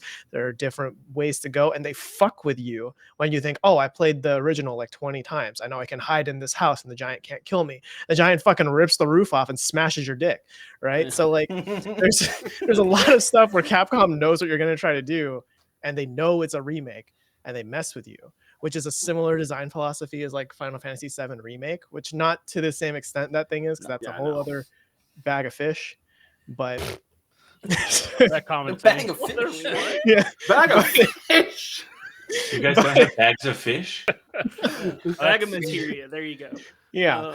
So I think I know we're like really in the weeds right now. We need to come back to whittling down to top 5, but I do think we are hasty in removing both. I am on board with removing Dead Space from the list. I could see an argument for Resident Evil 4 in the top 5 though. I will have to respectfully concede then. I mean, I've said my piece and it's fine. I mean, once again, as Stretch kind of said before, though, you know, this is the top. You know, like these are all great games, all in their own right. It's just, you know, where we're standing is all, and you know where I stand. Yeah. So Well, Tyler, sorry, I don't want to drag it out. Did you play Resident Evil 4 though? Because I don't remember you saying if you did or not. Okay, yeah, that's actually a good question. I played the demo they released for the remake, and weirdly enough, Scrap, what you said about the Dead Space remakes gameplay, I felt the same way about Resident Evil 4's gameplay. And yes, I know that's not, you know, equative because the demo is just the village sequence again. I mean, the biggest change immediately is going to be that when Resident Evil 4 first launched, it didn't have twin stick support. Yeah, the gameplay is wildly different. Yeah. Yeah, the knife is breakable. Yep, the whole thing. And there actually was a bit where I was trying to climb the tower, and they actually took the ladder out from under me. That surprised me in the demo. Yeah. So everything you're talking about in terms of the game knows what you'll do if you played it before. Like, I get that completely, but at the same time, I played the Resident Evil 2 remake. I played the 3 remake, 4 remake. I'm like, okay, kneecap, kick, run. It was all rote. With Dead Space, the strategic dismemberment stuff they have with necromorphs, it was more of a change of pace for me personally with the moment-to-moment stuff. Is that just a change of pace, that the same change of pace that Dead Space did 12 years ago though? You know, like it's this, like the dismemberment is the exact same thing as it was before. And right? See, that is where I think it's mostly going to be a combination of personal taste and possibly a bit of nostalgia. So, you know, biases up front. So that's why I'm like, you know what? I get it. It's fair. Yeah. So let's refocus back to what we've got here. So we've still got Alan Wake 2, Cocoon, Spider-Man 2, Survivor, Street Fighter 6, and Mario Wonder to figure out what's in the top 5. Oh, am I putting RE4 back in, or are we? I'm willing to fight for that, but also I don't know how the rest of the room is feeling. I know Dan and Austin are both also fans of it, but I'll drop it back in there. Yeah, I think it deserves top 5. Okay. I wouldn't go that far, but okay. Can we have a different hard discussion now? All right. Alan Wake 2. Have enough of us here played it to really say it is TechRaptor.net's game of the year? You have opened a truly disastrous. No. I don't think so, is my guess. I have played it. I have not beaten it. 5.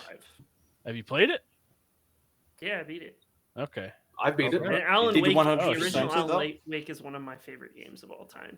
Okay. And so I'm not like a horror person, but what they did with Alan Wake to take what the original did and kind of layer on a lot of new elements, I think was really solid. And I was quite impressed by the sequel. Ooh, since you have completed it, I gotta find was my equation correct when I wrote my write up of it when we saw it at SGF? Oh, what did you say? Dear. It was like I gotta find it real quick. True Detective plus Yeah, was it Silent Hill?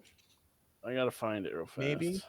Oh, I here we really go. dug Alan Wake 2 for the same reasons that I dug the kind of eldritch horror-y games that we were talking about in the indie game discussion. I feel like that's a genre that really doesn't get touched on, or at least done well where it could be. I know that we had the Sinking City, but I think that seemed to be pretty divisive for people. It was very Eurogenic. I think I'm halfway through Alan Wake 2 personally, and I'm really enjoying it, and I definitely enjoy not knowing what is going to happen next. I think that anyone would be a fool to believe that they know what's going to happen next in that game. But I'd say at the moment, I would put this in the maybe category, probably leaning more towards the yes top 5. Okay. I would second with Ruts, definitely having Alan Wake 2 in the top 5, just because, as we kind of said, it isn't just a horror sequel to Alan Wake 2. It takes a lot of creative and narrative swings and does a lot of stuff with its gameplay and its tone, and it gets pretty darn dense. Like when I got to the end, I was trying to parse out, elements of it, and a friend of mine looked at me like I grew a second head, and I'm like, and not a whole lot of video game narratives really kind of got into my head the way Alan Wake 2 did, in terms of what it was discussing and what it was bringing up. And a lot of that is definitely the draw, especially with Remedy Entertainment's recent outputs, like with Control. So it definitely is a top 5 for me, if only because of that very strong, creative voice and a lot of the polish it brought with it. The true detective element to it, I think, was what really elevated it, in terms of you're finding different clues, but you're not connecting all the dots right out the gate. So you're left with these gaps, and you're like, I wonder what this could be. And then you discover it, and you're like, oh shit, but what's this down here? Because you're essentially putting together like a murder board throughout in individual kind of, I think there were like 6 different story beats that you were trying to figure out essentially. Yeah, and then there was also the whole kind of Alan Wake side as well. Which is very, very Silent Hill, very House of Leaves, very, yeah. Can I say, I wish that the case board had an auto place button, because nothing is obtuse or challenging about where things should go on the board, and it actually does, believe it or not. It does? An auto place button? No, it's not an auto place. Okay, I don't think it's necessarily an auto place. It's basically if you've already solved the puzzle or part of the element or part of that chapter or whatever. Yeah, it just do it at that point. It just autofill it. Yeah. There's also things that like you'll only be able to progress in the case once you've placed everything down, and then they'll go, that means I should investigate this. But if it's I will admit that none of it is difficult to place, none of it is obtuse. But when I get like 8 cards in front of me, and it's just like, fuck, it's just click. That was weirdly obtuse part of gameplay. It definitely is a part though where it shows kind of how Alan Wake 2 is very much paced in a way where it's like, okay, you have to go at the pace of the narrative. It isn't. There's not really a whole lot of grounds for sequence breaking. Yeah. So. Yeah. Okay, so we do have some Alan Wake 2 stands in the room. Yeah, so I think Alan Wake is gonna stay. I mean, I did a write about about Remedy's connected universe, so I think I know a thing or two about the creative mind of Sam Lake. Fair. So let's revisit. He's a delight person, by the way. I've heard nothing but wonderful met him things at about E3 him in personally. 2018. I think at this point it's probably safe to take Marvel Spider-Man 2 down. I was gonna suggest the same thing. I think it's a very good, it's very fun, fucking rad to swing through New York City. Maybe 3 will be the a gaudy contender of that year.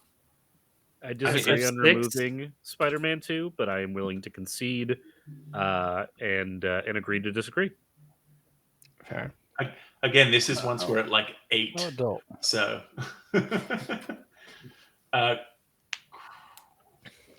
next 2 I want to touch on are either Cocoon or Street Fighter 6. Scrappy, what do you think about Street Fighter 6?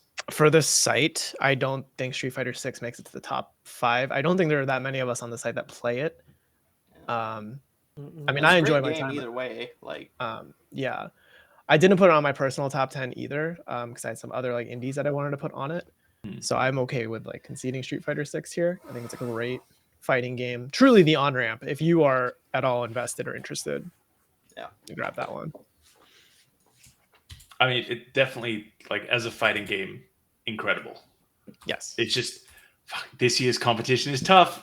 This has been an insane year, for sure. I love Cocoon. We can drop Cocoon. Yeah.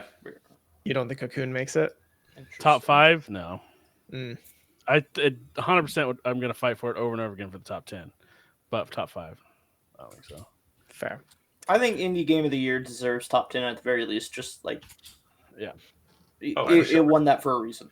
Okay, so we only have one more to knock out between Resident Evil 4, Star Wars Jedi Survivor, and Super Mario Bros. Wonder. Feels like the fights between Resident Evil 4 and Jedi, right? As Both much great as options. I Yeah. fight for Resident Evil 4 and want it to be on the top 5, it is the only remake on this list, and for that reason, I'm more okay dropping it off. I would still argue. I would probably argue that Jedi Survivor, from what I understand, might also be kind of suffering from the sort of middle chapter syndrome that Spider-Man 2 kind of has. So, yeah, I'll disagree with that. I don't know about that one. Yeah, it's got a pretty. It's got a strong story for sure. Yeah, it's Okay. probably the most interesting Star Wars story, Yes. maybe period. Dot. Well, maybe I should. It Well, might now be. that. Yeah. Well, but- okay, all right. There's a lot of good characters in Jedi Survivor. Cal Kestis is Yeah, like, the really cast cool. was It's pretty super. good. Like there was nobody you met that you're like, I fucking hate this person. Yeah. Except Turtle. Is there more stuff with that Don't Dathomir talk witch? shit about Turgle. What was that? That Dathomir witch that like popped up near the end of Fallen Order. She's still around? Oh Oh, yeah. yeah. Yeah. Major character. She is Big a time. very Major good character. character. Well, okay, more space goth You're witch. in a Got it. badass, man. You're in That a Darth badass. Vader guy, is he important? the Dark Father, you say? You know, Hey. that reminds me of something. I'm absolutely willing to get rid of Resident Evil 4 for Jedi Survivor, because there, like, I'm thinking of the set pieces, and I just remembered one that's just like, yeah, this is really cool. Yeah. Is it towards the end of Jeddah? Yeah. That's the Okay. desert planet, right? That's the desert planet. The I other mean, it's desert I don't want. I don't want to. fantasy. I don't want to spoil anything because that Yeah. was such a huge moment. It is cool. Other desert planets in Star Yeah. Wars. Because It's a less I- deserty. Well, I guess it's still a desert planet, but it's way more I- interesting than fucking Tatooine. yeah. Hey, don't forget Right. Jakku. So we're at. Forget about what? It's just Tatooine too. There's also Dantooine. Is that real? That is, I- I was gonna it's be like, in I'm talking Dantooine. to you, but no, wait, that's a real planet. Don't. It's a real planet in Star Wars, though. I wasted too much of my life on Legends timeline lore. Don't tempt me. Man, Star Wars is so stupid. So we're now down to our 5. We officially have our top 5 game of the I'm year. Whew. Huh. Auden, So what, you Alan gotta. Wake 2. Wait. Auden has a Baldur's Gate. question mark on his face. No, What do we got? What do I you got? didn't expect Jedi Survivor to be in the top 5. Okay. Would I you am have preferred ecstatic another that it game is. on the top 5? No. Okay, well then you expected it. I personally, but I did not think as a group we would have got there. Yeah. Mm. Well, so I yeah. think this is a fucking hard list. These last 5, like, Yeah. like, Well, so- and I hate to say it, but like, I think it's probably going to be between Baldur's Gate and Tears of the Kingdom for We sure. already knew Of that. course, it's going to be. We knew that. Yeah. So, That's Yeah. surprising. It's What the about- elephant. well, in the room. let's do the other 3. And Yeah. It's been a 2-horse race. Come on. Okay, so Uh. we've got for number 3, 4, and 5, we're arguing Alan Wake 2, Jedi Survivor, and Mario Bros. Wonder. Is that Yes. is that That's- the This is where we are slotting them in 3, 4, 5. I mean, Yep. it's in the way that we've discussed them. Star Wars Jedi Survivor 5, Mario Wonder 4, Yeah. Alan Wake 3. that I is would agree basically with what that. I was thinking. Yeah. with if these are our options, I think Jedi Survivor goes above Mario. I agree. Really? Yeah, I might Oh yeah, no. I would- What? Honestly, for me, I would have taken like to me, Wonder is like bottom 10. That's Oh. me personally. I Okay. don't like that game that much. Damn. I'll concede We'll that. put that at 5. Well, I'm just saying. Well, let's have some discussion here. We Yeah. don't have to just rush to a decision. Let's have some of that discourse. Why not? Super Mario Wonder is 2D platforming perfected. Like it is. I'm sorry. Peak to Towers Do you of have what? something else to say, Andrew? I'm just. Like increasingly more frustrated. As, I think Wonder is a very joyful, Yes. wonderful game. Yes. Yes. There are better platformers. There are better feeling platformers out there to me. There's better 2D platforming in Odyssey. Yeah. Whoa. But also like Austin earlier when you were saying like this is the Odyssey of Mario 2D. Like they're equal. I was like, fucking. If they're equal, Odyssey is a pretty shitty game. Then. no. Oh my god. Oh, No, I'm used to this so because I Scrappy want to hates everything I distance love. myself. I'm going to distance myself from Scrappy That's now. me and Otten. At first we were all right, but now I can't stand by this. See, I played both Odyssey and Wonder to completion the night that they were released. Both What? are. How the fuck did you do that with Odyssey? Wow. Stretch Have is you not met human. Stretch? Confirmed. I know about Wonder. Wonder, you could do that fairly easily.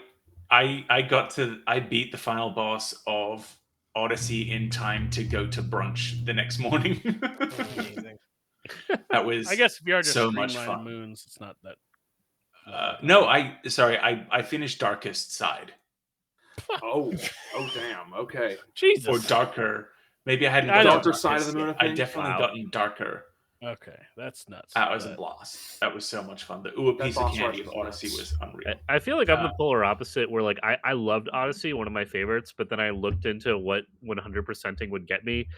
And I read about it and I was like, yeah, I'm going to just read about that. I don't need to go and collect all these moons. Do And, you know and what do all that. 100%ing Wonder gets you? What's that? So I did it. The title screen is white background with Wonder's thing. It turns black. Whoa. And you get a badge. Does it Sure. really matter what happens when you 100% The it? badges. He's just brought it up. I'm just. We're it's- just all having right. a discussion. Sometimes I mean, you do get something good for rewards. 100%. You did actually get a I mean, do you know what phenomenal happens? I mean, do you know what happens in 100% Mario World? For goodness sake. Well, Well, that's Mm-hmm. Yeah. Apples But- to oranges. I Anyway. didn't mean to stir the kettle this much, but yeah, Wonder to me is it's fine. I mean, 5, whatever. I don't care. It's in the top 5. I'm happy. no, we're just. Hey, we're not. you don't have to- Rutledge we're is ha- incorrect with his assumptions on the top 5, which Have I your- mean, that's I not got the 4 sole of reason 5, for me so- fighting for it. But I'm happy enough hey, where whatever happens next Passionately is just the argue what icing. you want. That's what this is about. Yeah. You don't No, I have mean, to it's- concede. So then what's You don't what's feel the it? discussion for Jedi Survivor to be under Mario Wonder? Yeah. Honestly, I think You son Mario of a Wonder is a bitch. more What is it? polished experience. Like I said, the performance issues I ran into with Star Wars kind of like hindered it a bit. The open world was a bit challenging to traverse because the frame rate just kind of went all over the place. So that's just one nitpick I'm looking at that would make it probably lower for me. Mm. But I mean, I don't know. No, those are definitely valid criticisms. Sure. Yeah. Yeah. I mean, I feel like I'm too biased in this where I know like for me it's not between 4 and 5. For me, it's like, you know, I know Wonder's pretty low, so that's why I'm just gonna not do a vote here. I think Jedi Survivor narratively brought a lot of really cool things. Like for people who are hardcore into Star Wars, seeing Yes. that story and those characters develop was really cool. I played at launch. I did not experience any kind of performance issues. I played on PS5, so sorry, Austin, that your experience was different. It does sound like the game is patched though, so I would try to not have that like color the opinion of it too much. I would definitely give it another try because they put out a lot of post-launch patches, like a lot. It was almost one every 12 hours. I mean, look, I'm still saying it deserves top 5. So it's like, yeah. Well, I'm just saying, if anybody is listening and you're like, well, I didn't play because of the performance issues, it's worth going back to. Like they fixed all of them. It's on my backlog. Yeah, it's definitely worth it. Great year for the backlog, at least at this moment. We'll see what happens. And it's The only going to backlog get never- worse as this year goes. The backlog never I'm finishes, already it just grows. playing a new game for 2024. Backlog who? Christ. You know, Yeah, at I'm least we actually don't have- remembering. you know, Sorry, I'm just remembering that Star Wars had battle droids in it, so that kind of Yeah. elevates it a little bit. and more. they were pretty funny. The They stupid were shit pretty they damn did. good. It has robots. Yeah. So then if we're talking now for 4th place, are we talking Alan Wake 2 or Jedi Survivor? It's a tough one. I don't want to speak on Remedy. I don't Yeah. really like their games. They're not for me, so I'm removing myself. Oh, this is your Mario Wonder albatross around your neck. Yeah. Yeah. I I only haven't As much as I played- love Alan Wake, Mhm. I enjoyed, I think, Jedi Survivor more. I haven't played Alan Wake 2 yet. I have heard amazing things about it. But yeah, I'd be leaning towards pushing Jedi Survivor up there too. Unfortunately, what are your thoughts? Oh, Who? Stretch, go ahead. Otten, what are your thoughts? No, I want to hear Whoever it is. Tyler, B. you go.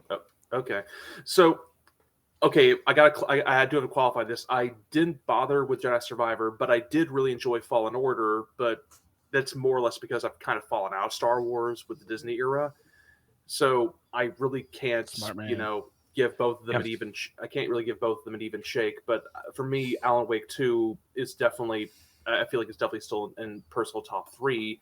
If we're talking about, if we're really getting down to the wire with this, just because of, once again, I played the original at launch, I love the collector's edition, and I got my sequel, I got my follow-up, and well, I'm going to say it, I can't think of a single horror game that can consistently have a bunch of really intense sequences, a lot of atmosphere, and a lot of creepy stuff, and then out of nowhere, throws a musical sequence at you.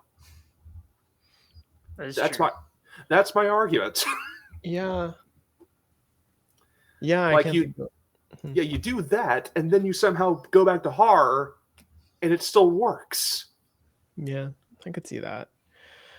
I think because like of the rest of the folks who have played Alan Wake, like Stretch, you might have played the most of it that hasn't beaten it yet. Like Andrew, you and I, we've only played a tiny bit of it for Alan Wake 2, right? Yeah. So this might be kind of that hard point of like, as a group, I don't know if we can collectively push for it to be much higher. And if Rudd, if you finished both and you like Survivor more.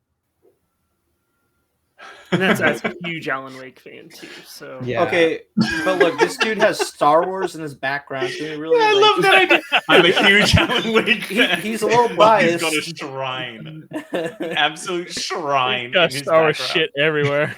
Talked about before. I don't remember if that was on recording. Not talked about buying a really. these are expensive way Lego easier to set for collect Star than Wars. Alan Wake merchandise. That's Because also there's What true. Alan Wake merchandise? Yeah, but Exactly. you know, Flashlights. Exactly. when you've It was a got flashlight and a Grogu on your thermos. shelf- That's it. Yeah. Like if you have Grogu on your shelf, you're already gone. Like there's just no help. That is my green space son. You're really gone. Yeah, he's I'm he's delusional, guys. Yeah. I think it's So what you're just telling a me little is if guy like Alan him. Wake 2 had more merchandise, it would win. God. it would be a better game if there was That's more right. things they If he could own. if he could spend more money on it. Yeah. We need Saga Anderson action figures, damn it. Okay, so what we've got then is You Super Mario remember Bros. Disney Wonder in merch. 5th, Alan Wake in 4th, Star Wars Jedi Survivor in 3rd. Yep. And then Now we have comes the big conversation. We're all I- happy with 3, 4, 5. Yeah, is that think so. we're all good? Or we can all live with it. As much as we say. can Sounds be. good. yeah. Wait. What exactly is 3, 4, 5? I'm sorry. Jedi Survivor, Alan Wake, Super Mario Brothers. It's 3, 4, and 5. Let's bring Spider-Man 2 back into the conversation. Can we, Yeah, let's do hold on. can we, Let's do, can we circle back to No, that? no, no. and also Resident Evil 4. I feel like we haven't talked about that enough. I've said what Now- I've had to say about now Mario two Can we talk Kart. about how games Dead like Space? other people- Dead There's Space one Remake very was- important thing missing from our top 5. What's a Chainsaw Legs. oh No. up the That's true. counter? That's Yeah, I the mean- like honorary number one. Yeah, if we Surprise, had Game Resident of the Evil Year. 4 in here, there would be chainsaws.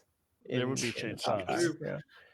Now we got to Uh, talk about 2 games we have not said a fucking word about. Hardly. Guys, it's been an hour and 53 minutes. And like we haven't, this is the real conversation. Baldur's Gate, Legend of Zelda. we That's haven't where got it's gonna end up. Baldur's Gate to Legend of Zelda. Is it really that hard? Because I No. think I know what we're all gonna agree on here. I don't. Legend I of Zelda. think what I don't know. Larian achieved with Baldur's Gate is, I think it's more than Zelda. Here we go. So That's my opinion. Stretch is cracking his knuckles now. Yeah, like this is what he's been waiting for. So knowing what I bring to the site, also understand I'm a big Zelda fan. Like I've got plenty of hours into Tears of the Kingdom. I'm only in barely even the start of the first act of Baldur's Gate 3. It's the backlog. I'm working on it. With all of that in mind, gun to my head, I can't choose. Well, you haven't got to your head. You have to choose. Well, Austin is going to shoot you. He will. I'm coming to your house right now. Yeah. He's on the way. That's why his background's One or so the other.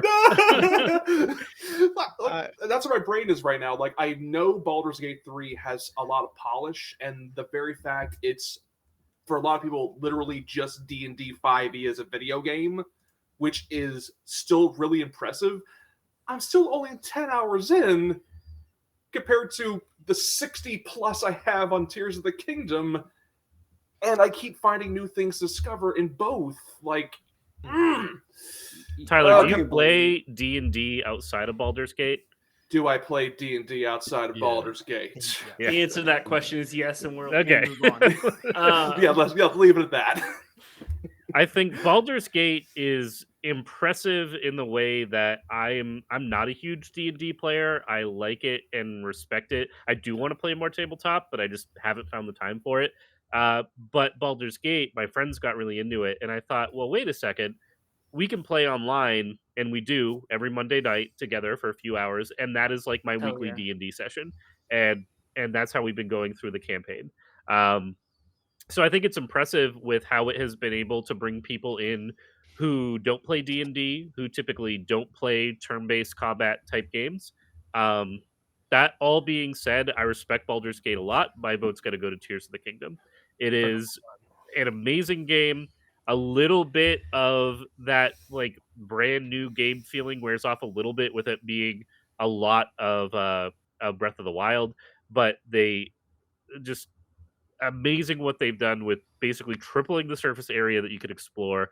There's so many side quests. They did an amazing job of creating like a brand new or continuation of the story that makes a lot of sense. And then like the Master Hand stuff or Super Hand, whatever they want to call it. Ultra Hand. Yeah, I had two chances and I got them wrong both. So yeah, Ultra Hand. I think it's a stupid name. I wish they would have called it something else. But that Nintendo to be able to history says otherwise. just like combine any item with any other item in the world, like that is such a cool thing. And to get all of this to run fairly well on a system that is going on 7 years old at this point, like it's on a technical level, I think it's impressive despite the frame rate not being great, despite there being some issues, but for the most part it runs cleanly. And I've been having an amazing time with it. So definitely Tears of the Kingdom for me. Well, since you kind of bring it up, I think that may be why Baldur's Gate 3 hasn't fully, kind of planned itself into my head as much as everybody else because, well, I play a lot of D&D. I DM a lot of D&D. So the novelty of actually being in Faerun and having all these adventures happening, it's not as potent. And I haven't gone, far enough yet where things start, really, really, picking up. So in that regard, I have to say, I understand Baldur's Gate 3 has been definitely a big influential release for a lot of people, getting more people into tabletop, and that's a great thing to have. But I have to side with Tears of the Kingdom on this just for the technical achievement and for just how much it iterates and refines. So my little contention with that argument personally is I think like I've also played a lot of D&D and I think I've seen I don't know if you've heard of like Critical Role or like Dungeons and Daddies or Dungeons and Dragons is the most popular it's ever been, right? So I think a lot of people are very familiar with D&D and how it works and like tabletop RPGs in general. I think the more impressive thing about it is that the beauty of tabletop RPGs is like in Assassin's Creed, you assassinate the dude and that's it. Like there's just really like a couple ways to do it, but that's how you do it. In D&D, you can be like, oh, there's a guy over there. I chopped down this tree. right? Like you can do whatever the fuck you want in D&D because it's all tabletop and you're playing with your imagination, right?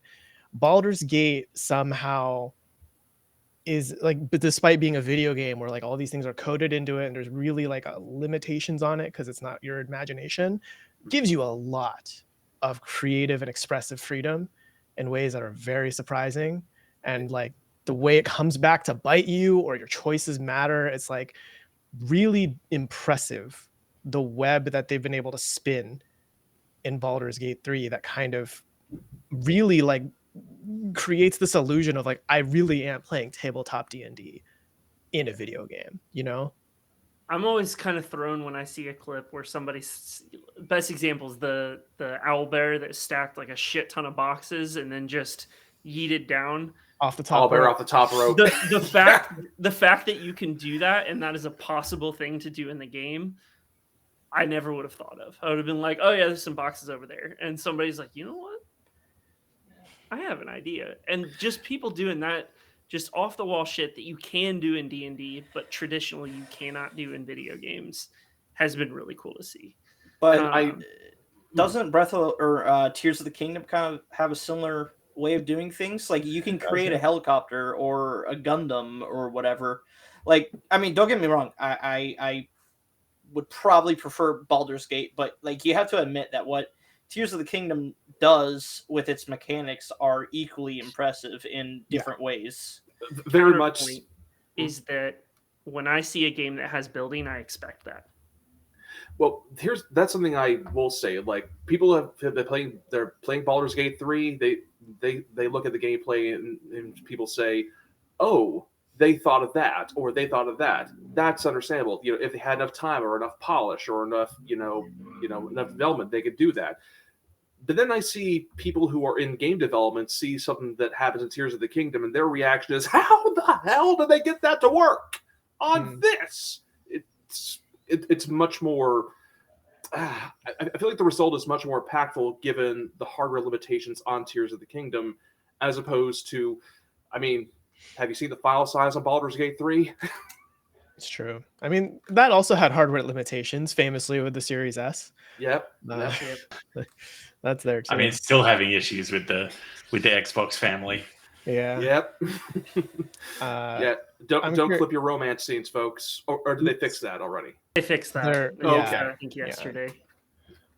Stretch, I'm curious where your head's at with this one.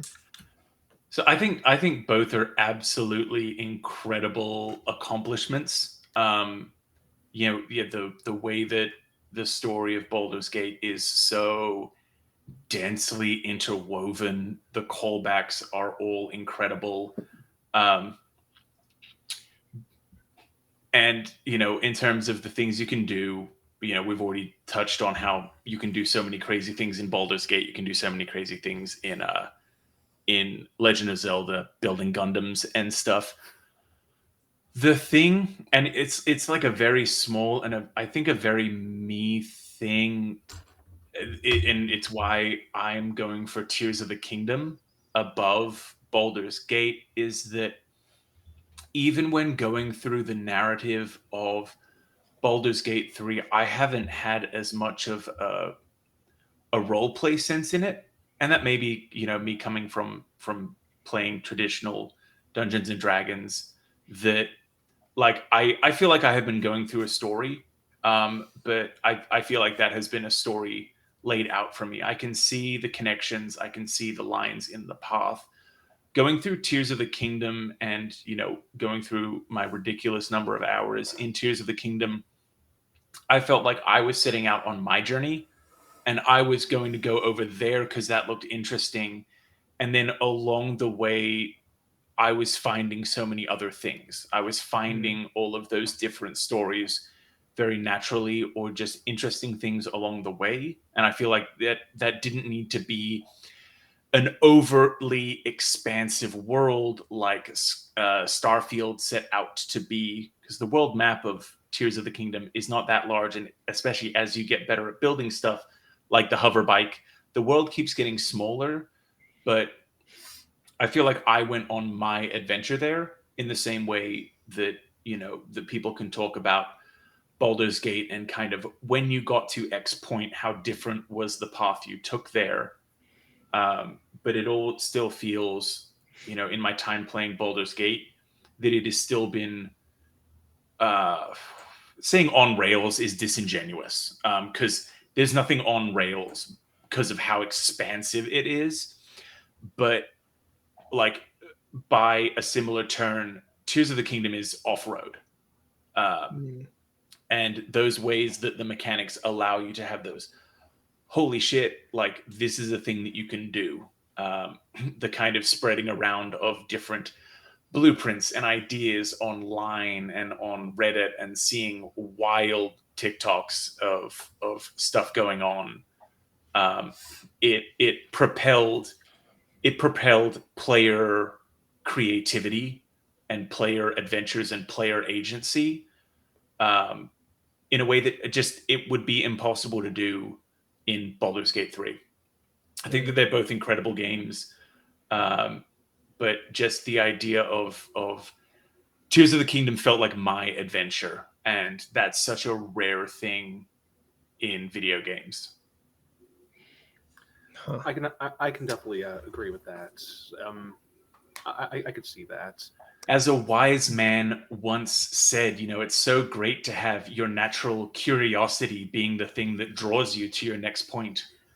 And I think Andrew Otten said that about 3 hours ago. Oh, huh. Well, I was talking about Dredge, the you were. indie game of the year winner. Yeah, that's true. But in terms of all of the building and puzzles that you solve, the best thing a game can do is give you that eureka moment, which you did say about Cocoon. I did. This motherfucker brought receipts. He did. The thing is, to me, I feel like you're using these arguments to say only Zelda accomplishes those, or I feel like Baldur's Gate also accomplishes those same things. Like the level of exploration isn't I can build like a gun out of this box. Like that's not the kind of exploration or curiosity that Baldur's Gate satisfies. But what it does is I'm gonna quick save here, and I want to see all these like different interactions and outcomes that come out of this conversation, or like even like I've talked to so many people about Baldur's Gate 3, so many people I didn't expect to play, like some coworkers who like never talked about D&D with them or anything, and they're like, yeah, no, my partner started playing Baldur's Gate and they asked me to join them, and now I'm like really into it. And every one of them have done things differently, or are missing a companion that I have, or I'm missing something they got, or they uncovered something a little differently than I did, right? And it's those sorts of like moments of curiosity where like all of us accomplish something similar with a different methodology, or we're going to be doing things in the story that are wildly different because we don't even have the companions, or like have made choices in Act 1 and 2 that have removed them from the table in Act 3. There are things like that I think are really all about crafting your adventure. Like I felt like my Baldur's Gate 3 was also my adventure, just in a different way than Zelda is my adventure, because they both end in the same place, right? Like Zelda, you're going to kill Ganon, like duh, right? Like that's the end of it, no matter what. In Baldur's Gate 3, you're gonna deal with the mind flayers, save the world. Yeah. Maybe it ends in a way where you do have like kind of the Mass Effect like choices at the end, but like those almost everyone, I think, as far as I understand the game mechanics, when you get to that ending point, you're gonna have the same potential choices depending on the things leading up to it, right? But they both feel uniquely crafted based on your choices to me. Yeah. The writing in Baldur's Gate 3 is so strong that even though there is a end point where most people will, end up, of course, there's so many different choices and narratives that you can choose that it feels like, you're making your own choice. You're not just picking what's given to you. Like it accounts for everybody's way of play, I guess. If you want to be violent, yeah, you can be violent. If you want to be somebody that is, I guess the opposite of that, you can talk things out. Like there's just so many different ways to approach a situation that it certainly feels to me as though it was my adventure. And there's so many different like little things that they like. Larian did not have to put this effort into it, but they did anyway. Like I think if you choose a cleric, and depending on your god, some of your dialogue options are just like yes, but also in the name of my god, yes, right? Like that kind of thing. It's like you don't need to do that, but they did it, right? Or if you play as a Githyanki, right? Like you're like from a fish out of water kind of thing where you don't know the customs of this world. So still your options are like yes, but it's like I'm not familiar with this land, but yes, I'll do that. Like that kind of thing, you know? Or if you're playing as a warlock, you can have dialogue options regarding your patron. Yeah. Yeah. And then people will react to you too in like those things as well. Where it's just like little throwaway lines. Again, like the outcome does lead to the same place, but it's just that your journey feels like, yes, I chose to be a paladin of whatever, or I chose to like do this thing in Act One. So now these people are reacting to me in that way, you know? It's crazy because every choice you make when customizing your character truly does matter.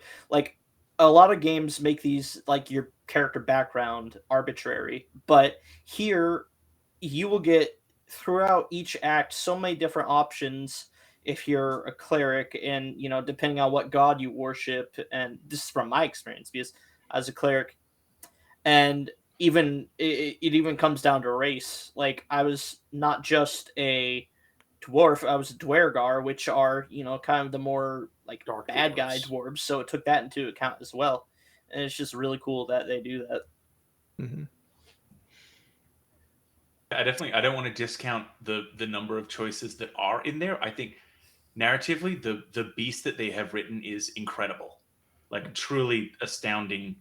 I'm playing as a dragonborn sorcerer, and to have the chance to, hey, if something magical is going on, it prompts to say like, hey, something sorcery may be going on. Do you want to check on that? Yeah.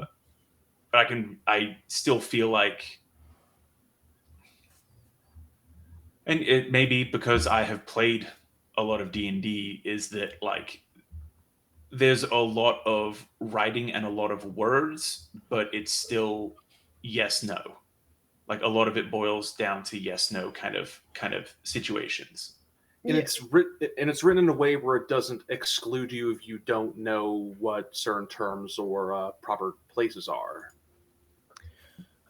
I think it's not that it's exclusionary, but I think there are things that, depending on what you choose, that is inclusionary. Like there are dialogue checks I've done as a paladin where it's like super easy because I can be like, I'm the goody two shoes stick in the mud of the party, so I'm the good boy who's lawful good, and I can like use the authority of my god and whatever, and like that's super easy to do. But on my other character who didn't have the word of God by his side, it was harder, right? Like that's where it's like I think it gives you like different inclusions instead of exclusions, right? But I think with Zelda, there's a lot of similarity of like there's a lot of like with Baldur's Gate, there's a lot of words, but the outcomes are the same. And Zelda, there's a lot of Zonai devices, but killing Ganon's the same. Like I think, but both games end the same place. I think Yeah. we're really discussing the journey that you take along the way. Yeah. And how someone goes about that. Which, I mean, in a very similar game, I can say, I went to this place and this place and this place. I found these companion here. I did some side quests over here, and then I got to here, where there was a city to explore. And you don't know which game I'm talking about. That in their structure, in their big grand adventures, they are extremely similar. Yeah. And it's just how that again, this very much for me personally, like I'm 15-20 hours in Baldur's Gate 3, and I don't care about my main character. Well, I don't. Your main character is whatever. I think that is exactly it. It's that I feel like I'm experiencing this party's adventure. I don't feel like I'm on an adventure, and I think that that's where my disconnect is, or that's where I feel like Tears of the Kingdom for me had me doing my adventure, my story. You're doing Link's story. I actually have to second Stretch a bit on this because my character for Baldur's Gate 3, I rolled a warlock, and usually if you're with a pretty good D&D table, warlocks are very roleplay focused because of the circumstances of the pact. And as I'm playing through it, I'm like, okay, I'm only getting some incidental dialogue, so what's going on? What's up with my patron? Is there maybe a character side mission or scenario that presents into it? And from what I've heard from certain people, not really. The focus is on the party and the overarching plot with the worms, the little mind worms you got. And the things. And I feel, and I do kind of feel that same way. Like, the characters are well written, the stories are great, everything I've seen so far is really good. But then I look at the main character I've made, and they feel a bit impersonal. And you compare it to other RPGs like Cyberpunk 2077 or Dragon Age, where you get a life path or an origin, and they at least tie that back somehow, and at least give you some level of established history that comes back. Not so much from what I've seen so far. They do give you that tie back to your history, like anytime that like it pops up, hey, you have an option to say something because you're from Baldur's Gate. Like, but so do the other ones I've mentioned. It's once again, first impressions, obviously, but I know what you're talking about. There's that. It's less you're experiencing your character story as much as you're experiencing the party story. I'm trying to think. It's a very hard thing to explain, and that's kind of why that's again to say, like, I don't want to say that Baldur's Gate is on rails, because it is not. No, but there are paths. There are paths that your story follows. That there are times in Baldur's Gate 3 that I just feel like I am chasing waypoints. And not like actually exploring for myself. You're going there because the plot demands it, or you're going there because you need to go to continue. That's so funny, because that's Zelda too. Yeah, you're going to a waypoint. You're doing it because the plot demands. Like, I mean, I don't know. But there's only like those few plots. The rest of the time, when you're in the overworld, and that looks interesting. What's that? There's a cave there. I'm gonna go check that out. The onus is more on you as a player to go out as opposed to Baldur's Gate. But yeah, like you said, Church, we're really in the weeds now. We're not discussing quality so much as we are discussing philosophy at this point. Yeah, and they're two very different game design philosophies, and I think like arguing which one's better is a moot point, because like it really just depends on the player's proclivities, right? Yeah. Because I think they both do. I guess where I'm running into is I think the arguments you both are making, I feel like I feel that way about Baldur's Gate as well. Like I think both games offer a wide variety of freedom within their structures and genres as the kind of games they set out to be. 100%. I think it's just a matter of like which philosophy you prefer, and I just get the sense that you two prefer the philosophy of Zelda, whereas I think some people in the room, like I think Rhett and Austin, you both seem high on Baldur's Gate. That philosophy aligns more with them. From what I remember, Dan, you are also voting for Tears of the Kingdom, and Andrew, we haven't heard much from you. I'm very curious. I know that you're trying to like hold back to be the tiebreaker. I think that's what you're trying to do. No, I am conflicted between the two. But what it's it comes really down, hard. what comes down to me is what am I more impressed by, and that both games achieve something very differently that are both extremely impressive. I think that Tears of the Kingdom is incredibly innovative mechanically and gets really cool with how you as a human interacts with a game and what you do with a controller in your hand to let you do shit on a screen. It does a lot of cool stuff with that and giving you the freedom to do that. Baldur's Gate, not as innovative. If we're really thinking of innovations in terms of new stuff, not a lot going on. That does not mean it's not creative and it's not impressive. It's the sheer magnitude of things that they thought of the details that they cared about, that is incredibly impressive and allowing you to do that. Is that a new idea? No. They just put in an insane amount of effort and work to let you do that, and that is crazy impressive that they did all that work. So that's the difference between the two of them to me. Which one do I find that's like that much more impressive? And with something like Baldur's Gate, the structure of the game, well, we've seen the structure of this game like 3-4 times now just from Larian themselves, let alone the genre. that we're very familiar with, and we're very familiar with this kind of modern way of making games and giving you these choices and whatnot. But Baldur's Gate does it on such a higher level, so much more, and a consistent quality, because like they could overstuff something and you'd get to some stuff you're like, oh, this is obviously a throwaway. I don't remember ever feeling that, like, oh, this was obviously just put there just because they wanted to fill some space. No, it was all very intentional and all pretty well done. And that is crazy impressive if we the way that games have been designed up to this point. I don't think they're breaking the mold. I think that they're taking it almost to its limit in a way. And that's crazy impressive to me. But Tears of the Kingdom does a bunch of shit I've never seen before. And that's also like, fuck, dude, that's cool as hell. Like, just constantly getting surprised by something. But I would say, just like you said, like there's so much of these games are actually extremely similar in how they delight a player. And that I think that Baldur's Gate 3 also rewards that curiosity of like, I know there's a guy over there I need to talk to for the quest, but what the fuck's going on? Who's that guy? I'm gonna go talk to that guy. What's going on in this building? That's a shady little fucker in that alleyway. What's he up to? And like I would constantly be like, oh yeah, I don't even remember what I was doing before I got down a rabbit hole. I'm in the sewers now. What the fuck's down here? Like, like who are you? Next thing you know, you're putting a clown together. I'm looking for dismembered body parts of a clown, and I'm like, where am I? Yeah, what is like the Act game 3 again? has so many, like there's so many pathways to explore. Like I remember I was telling Austin about this thing I did, and he was like, oh, so you must be at the end of this quest line. I'm like, what the fuck is that? I just found this thing and I did it.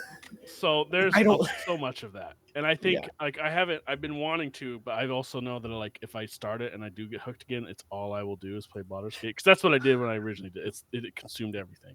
Because I had personal life how it was going. I didn't have a lot of free time, so I just didn't sleep. I played some Baldur's Gate to play it. Baldur's Gate is your life now. We were talking about it in the middle of the night, like yeah, that's right. Almost every day. But what's when you're talking about like choice or this on rails feeling, which I know is not the right term, but it's the closest. You know what we're getting at when Stretch was saying that.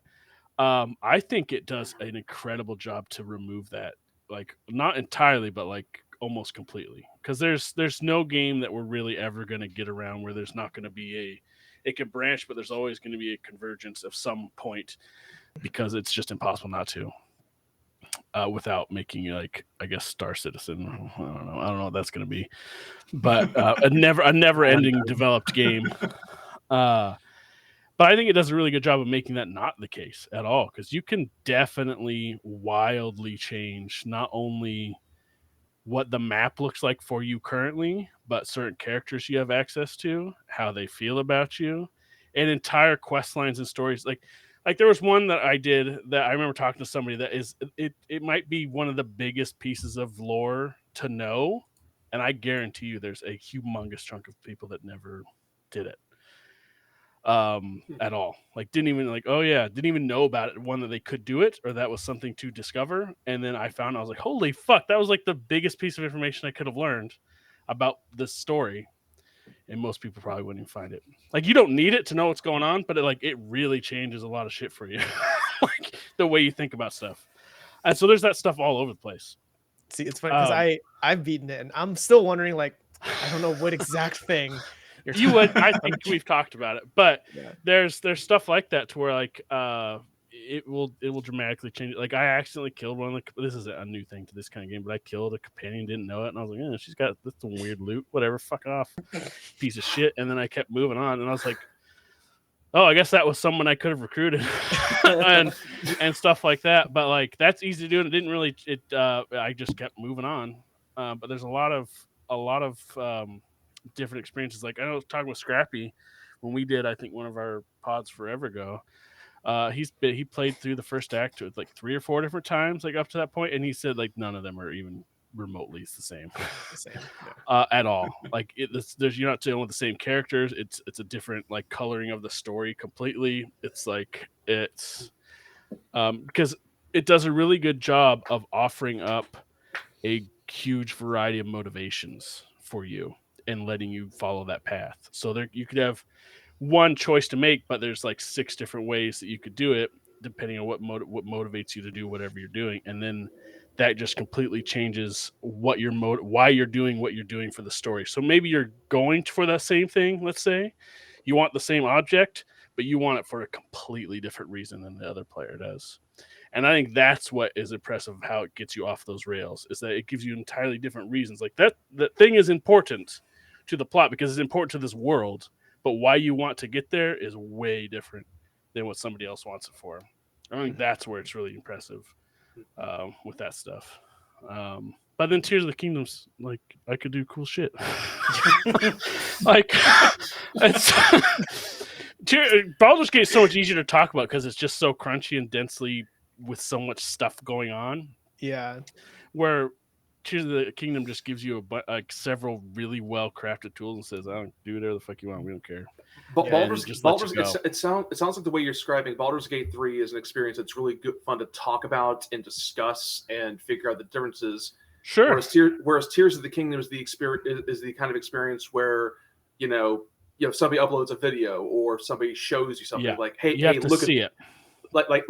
Hey, look at this wild thing I made, or look at this cool thing that happened, or look at this wild, Rube Goldberg machine of nonsense that happened. Yes, exactly. You have to see or experience Tears of the Kingdom, I think, to understand what's so profound about it. Because I think profound is not the wrong word to use. I think it is a profoundly impressive game.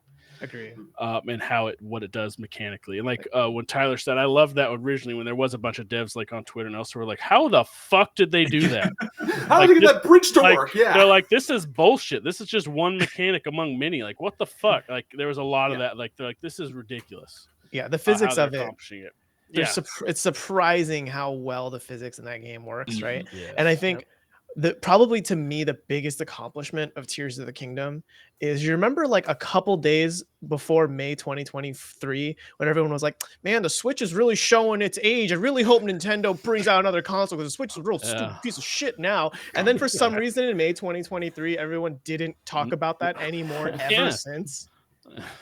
Like that to me is the biggest thing Tears of the Kingdom did, is it made the Switch like not relevant. Again, that's not the right way to put it, but it made it like people forget about all the bad things about the Switch because they just remember, hey, Nintendo makes good ass games. And when they sit down, buckle down and make this, everyone's going to play it. Everyone's going to talk about it. Everyone's going to share the weird contraptions they've made in the game because it's just that good. It was a reminder why Nintendo is still one of the biggest dogs in the race. Yeah. No, it's just impressive with how much just little things along the way there are to do something. Of like stretch, it's a game that something catches your eye, and then you forgot it caught your eye because like 30 other things on the way to that thing did. And it just constantly surprises you all the time. Like the first time you go in the depths, I was like, what in the fuck? This is doubles the map. This is crazy. And just what happens down there is nuts. It's the most, and this is still pretty light, but it's probably the most interesting Zelda story that's been in a Zelda game. Yeah, it's got that going for it, and the more story in it anyway. The stuff with the Zonai, yeah. What's crazy is that like either of these games could have been released any year for like the past 5 years, next 5 years, and they would be immediate.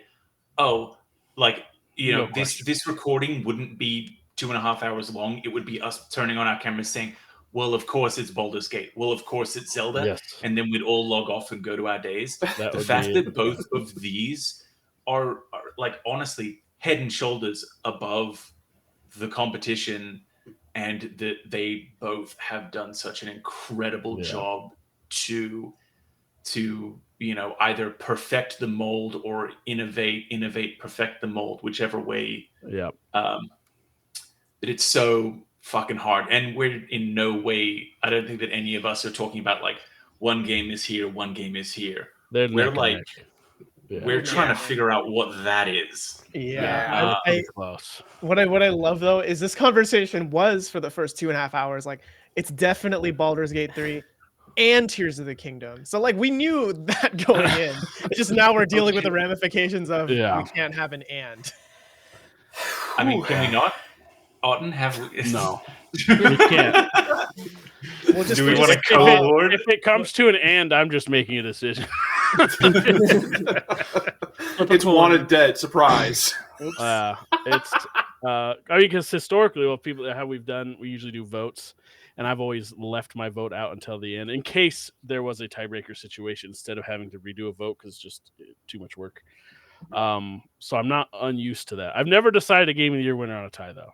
I've never. Do we roll a d20? That's unfair. Baldur's Gate's favor.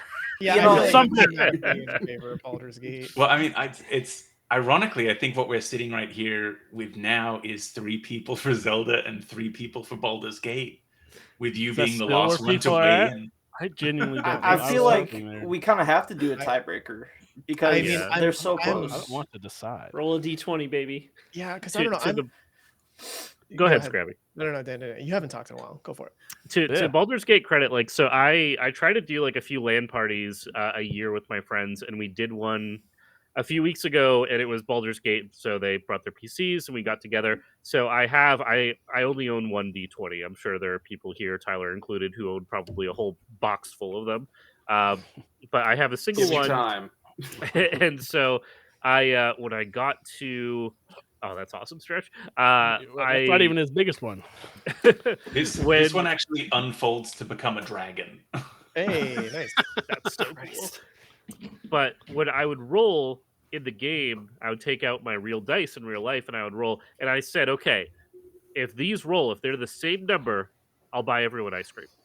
And it took like a little while to do it, but eventually it happened. And so I ordered ice cream for everybody. So I have not had that type of experience in Tears of the Kingdom, despite still loving Zelda and it being my favorite franchise and one of my all-time favorite games. But Baldur's Gate has allowed a variety of unique situations that I would not have encountered otherwise. Yeah, I think we're. Well, there's one thing I was getting at that I don't think I really finished the thought of was I think that with Baldur's Gate 3, it is, at least so far, because there's definitely ways it can be improved. No question. Both these games. Nothing's perfect. But Baldur's Gate 3 to this point of terms of what a lot of like story-driven people are like and choice-driven, like are people that like that kind of game. Baldur's Gate 3 is the best realization of us being like we have the ultimate freedom to interact with the world with how we want to be in this living, breathing world with characters with their own motivations, their own histories, their own relationships, their own whatever. There's no game that even touches Baldur's Gate 3 now, in terms of the level of detail and interactability there is within that, and the freedom to do pretty much anything with any of them that you want. And that's what's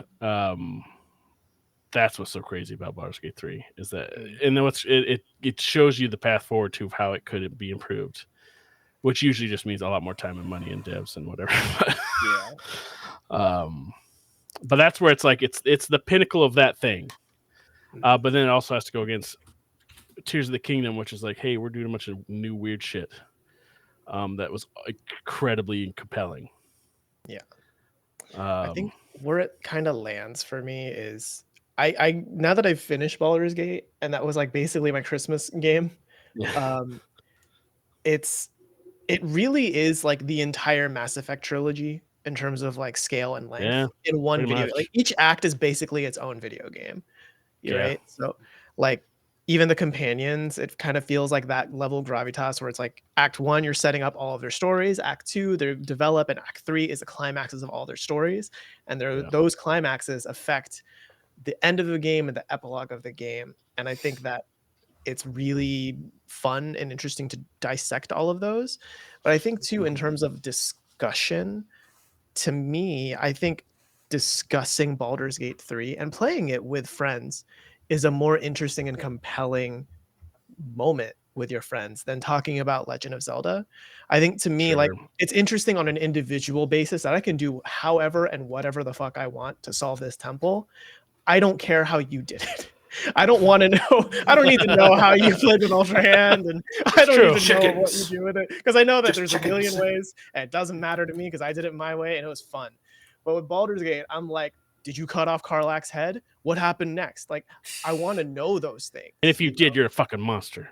Well, Did you sleep with the mind flayer?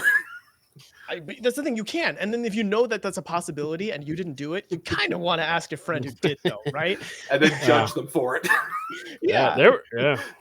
it was agonizing waiting for Scrappy to finish the game, and there were so many moments where I'm like, all right, well, I need to know when you do this, like the House of Hope and all of that. Yeah, just like there were so many moments where you just can't wait to hear what your friends did in that situation or what they thought about it. Yeah.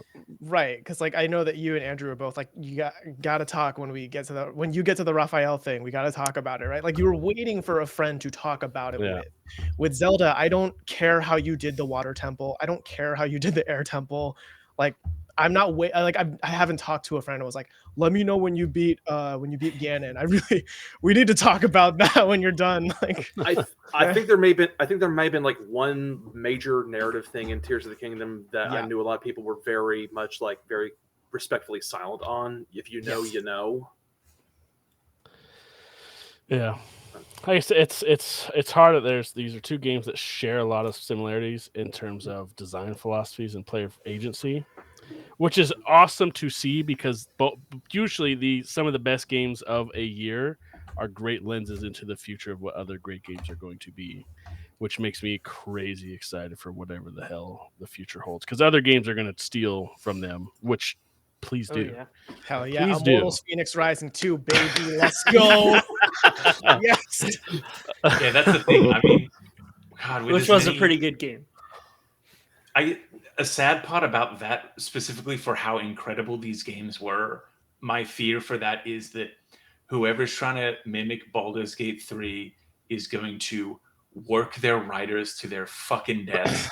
And whoever tries to recreate some of the stuff from Tears of the Kingdom is going to release a buggy mess. Both of those things are so easy to fuck up. And it's incredible that both of these games stuck the landing so fucking hard. Absolutely. I mean, any game with immersive sim elements can go so wrong so fast, and both of these games have a lot of immersive sim stuff. Yeah. I mean, well, it's something that like obviously Tears of the Kingdom has going for it. It's a Nintendo game, 1, and 2. I mean, other than like the map elements and some really base mechanics, they don't take anything from Breath of the Wild, more or less. There's a bunch of mechanics that don't carry over into Tears of the Kingdom, but they were allowed to have 6+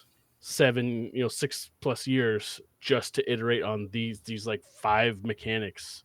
That obviously there's a lot more underneath the umbrella of each one, but they were given the freedom to be like, hey, just get fucking weird with it for years and test it. You already basically have a map done, the world in which players are going to explore. That is more or less done. Obviously, there's changes, but it's pretty similar. That's to be, so they had a lot that they could do with it. And they were given that freedom to do it. So it's definitely like there's a reason. Like Nintendo is almost like the R&D department for the rest of the industry. Sometimes it feels like, because they got really weird. But like I think from what I remember, the ascend ability where you just like swim through shit, that was like a dev tool in Tears and Breath of the Wild. That they were just like, what if we made it what if we just gave the players that? Yeah, and that's fucking rad.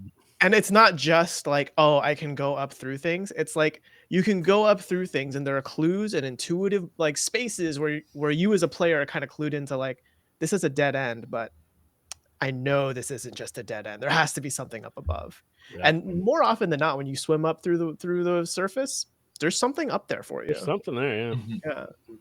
The densely packed world of Tears of the Kingdom, coupled with you can throw a stone and hit 4 different things at once.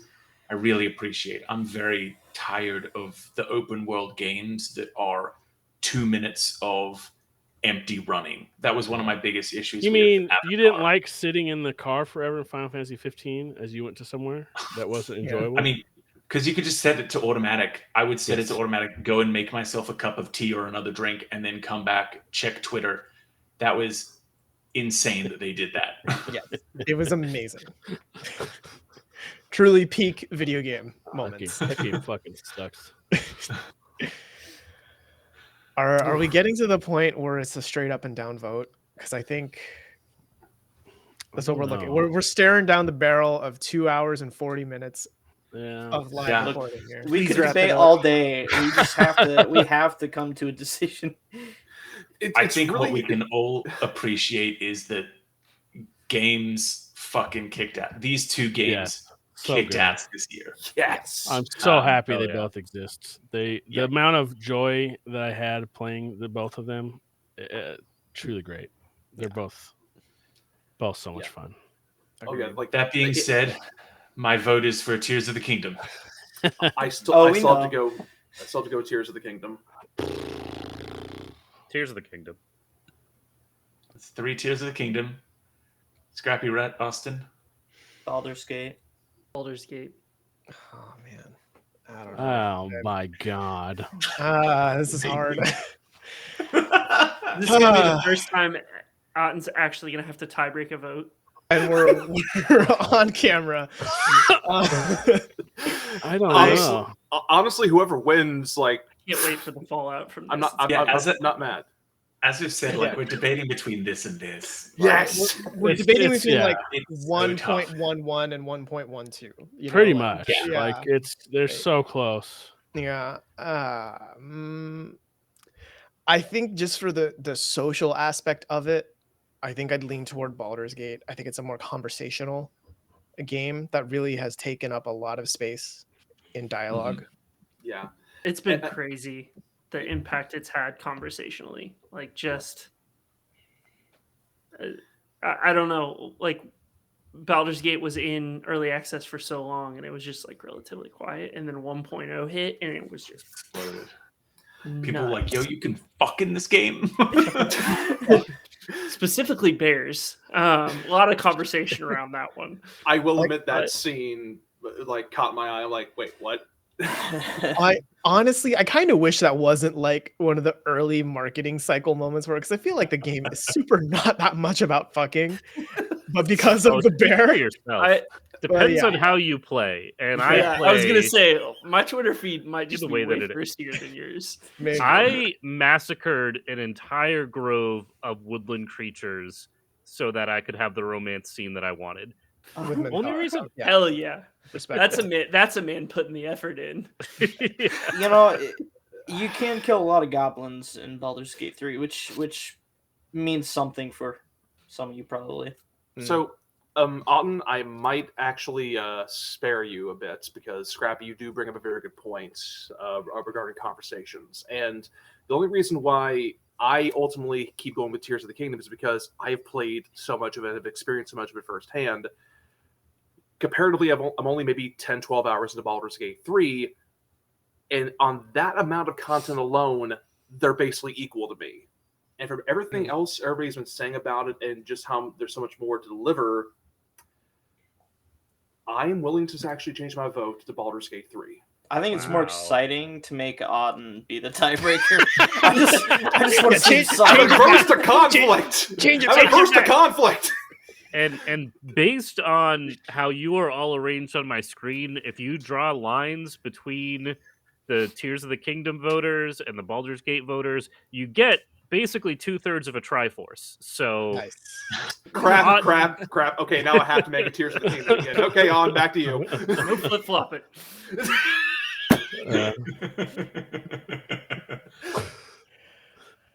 So, Auden, what's the vote? It's tricky. Well, I mean, he changed to Baldur's Gate 3, right? So I think that's that. I want to know your vote. Make it official. Come on. Well, I mean, it could go either way. Still, it's Scrappy still hasn't said either. No, I think Scrappy. No, I think I'd lean toward Baldur's Gate. You're but going Baldur's Gate. It's like a real tight margin. It's Ugh. It's tough. This conversation's definitely dominated by Baldur's Gate, but like you say, there's just so much more to talk about in terms of, because there's just so many choices and different things that can happen at one time. Where with Tears of the Kingdom, it is much more personal.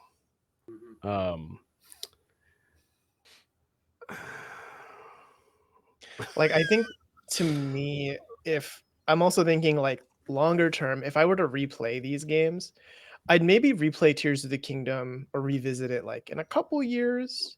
Because I think I did the same with the first one, Breath of the Wild. And it was fun to do that after you kind of forget about everything. But I Sure. feel like that's part of it is you kind of need to like, well, I've already done all this stuff. I need to like kind of lose my memory of it a little bit and then I can re-experience and re-enjoy this. With Baldur's Gate, like I complained about Act 3 pretty much since I started. I was like, this is too fucking big. I hate how big this game is. It's too long. I'm so sick and tired of clicking and fireball. I just want to finish this game. And 50 hours later, I finished it and immediately started a new game. It's Definitely that built good. it. It's like, Built it. Wow. like I needed to know what it's like playing the Dark Urge, or like it's just I don't know. There's so many choices and so many things you want to do and see that even if you've finished it, you really haven't seen everything you want to see. See, that is an element of the game that I probably don't like as much because I like the idea of completing a game and just the idea that if I want to see another path in the story, then that's another 100 hours or 60 hours or whatever. That I Yeah. like that idea Yeah, of that's where the excitement of Baldur's Gate 3 is, though. Is that I'm Yeah. not seeing everything, and that I cannot see everything because my choice mattered that much that other stuff is unavailable to me now. Yeah, Because I made that change. I changed the world in some way, or the story in some way, or the character felt about me a Not the certain Mass way Effect 3 choice. that it changed things. What color laser do you want? Yeah, well, Yeah, because I that's think what's with so compelling about it is that it Yeah. does that so well and so often and so on so many seemingly insignificant choices Well, and that will especially come back. when you think about how much we complain about games that give you the fallacy of choice, Yeah. where you're like, oh, there's a choice here, and then it doesn't matter. doesn't mean anything. It means Yeah. nothing. I think I hate stepping into a game that's like your choices matter, and then they don't fucking matter at all. like Yeah. with Commander I think Shepard, with can I punch you in the dick? Options. Yes, sure, only a little. yeah, because I think with like when I think of the content I missed in Baldur's Gate 3, I'm really interested and I want to experience it. Like with Zelda, I beat Ganon and I was like, okay, now I can explore the Underdark. I can do the post credit or the post game, the I think The you're crossing Underworld. the stream stretch. Yeah. Underdark is Baldur's Gate. I know. I don't remember what you call the fucking dark The low de- rules. depths. You go to low Depth. rule, right? the Low rule. depths. Low And rule, yeah. low rule. And Okay, I okay, explored- that's better. I explored there a bit, and then I saw something. I was like, "What the fuck? You can do this in low rule?" And then I didn't care. I was like, "Okay, this is neat that it's there," and I'm done. I don't need to see the rest of this Underdark. To me, I'm okay missing that stuff because I guess it comes back to the like, it's not interesting to talk about necessarily. It doesn't stick in my mind as much. Like I honestly could not tell you how I finished the Fire Temple. I just know I did it, you know? And I think if I were to boot it up again, I would figure out a way to do it, but it doesn't stick with me the way that Baldur's Gate has stuck with me.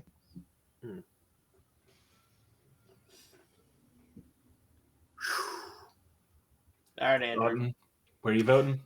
I don't know. Chop, truly chucklehead. don't know with the with Zelda. But the thing with Zelda though is that, like, obviously I love Baldur's Gate 3 a lot, and it checks all the boxes for like the normal game that like gets my attention because I'm very much a story driven dude. And in Tears of the Kingdom, I really don't give a fuck about Link or Zelda or Ganon at all. I got all the tears and whatever, and I was like, okay, now I'm back to doing whatever the hell it was occupying my time before, which I don't remember now. All the stuff like games usually don't grab me like that because I need some kind of motivation to go ahead instead of just like, hey, what the hell is that? I'm gonna do this thing, or I just want to run around, kind of a thing. And Zelda's really good. Like I don't remember how many hours I have in it, like 60 something. I've only done one temple. I'm always like, oh yeah, those are around. I guess I'm doing other shit though right now. Zelda I'm can busy. wait. It's fine. Keep going. I'm busy at the moment, but I think that Scraps makes a good point of in terms of memorable. I remember the feeling of playing Zelda. I don't remember some of the moments where I can remember both with Baldur's Gate. But I think that is because our brains are coded in such a way to have a memory of a specific story moment, or where I'm taking in other information at the same time, and it's helping me remember it. Not that it's better. Mm. You know what I'm saying? Yeah. Necessarily. So I say all that to say I still don't know. Jesus Christ. But it doesn't Well, matter now. I'm not deciding. Yeah, So Yeah, Yeah, it sounds like deciding, we've so- got an undecided and a dirty trader, and Alright. second That's what it place is, then. is going to go to The Legend of Zelda: Tears of the Wow. Kingdom, which Damn. makes the official TechRaptor Game of the Year for 2023, Baldur's Gate 3. Baldur's Gate 3. I'd probably vote for Baldur's Gate 3. Can I reload the save and try again? Well, that's here's that final question. Can we all live with this? Yeah. Yes. Yes. Absolutely. Baldur's Gate 3 is great. It's the best game of the year. I was just lying about all those Zelda stuff. Well, sorry, Stretch called me a dirty traitor. I guess I have to live with it. No, it's Alright. wild. It's a wild year that we had those two at the same time. Yeah. Yeah. I feel like it was a harder choice than the year God of War and Red Dead Redemption 2 came out to me. That was a tough year too. And on retrospect, we got that one wrong, if you ask me. Mm, Oh, But What did we go with? we went with God of War. mm, Nah, God of War's right. nah. It's Red I Dead. don't know. mm. I Well, just I love started God of War. Red Dead A 2, lot. and I'm really enjoying it. Red Yeah. Dead 2 is amazing. That's pretty good. But that's yeah, it. if Baldur's Gate 3, if that's a decision, I will learn to live with it. I will try to. I will retire to my cave. I will recover, and I'll come back stronger next year. That's right. Whenever the next Zelda comes out, Yeah. you know, Yeah. it's 7 years. Baldur's Gate 4 comes out the same year. Yeah, fuck. On the Super Nintendo Larry- Switch. We'll play it. Larian's been cooking. But that's it. So we're looking at Mario Wonder number. Horizon comes out and everybody forgets about it. Oops. So bastard.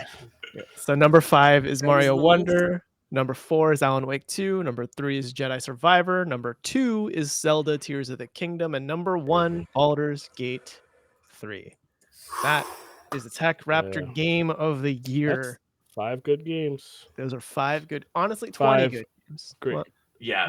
19 good games. Yeah. 19 of them. For those Mhm. watching the video of the event that Tears of the Kingdom won, I queued up some fireworks on my phone to celebrate, but Oh, no. I'll still roll them out for Baldur's Gate. That's hell yeah.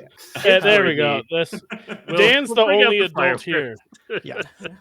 Okay, so I guess we're not rolling. Okay. Nope. Oh, Well, thank you so much for honestly, if you're still here, thanks so much for sticking around and listening. yeah. We're hoping to start the podcast soonish. Definitely keep an eye on the Yeah. feed for that. And hey, 2023 was a great year. Already looking forward to 2024. We've already got some killer games coming out soon. dude. 7. Um, Final Fantasy 7. Yeah, gonna start the cycle all over again. Can't wait. But that's us signing off after this extravaganza. Thanks so much for listening, and we'll see you next time. See.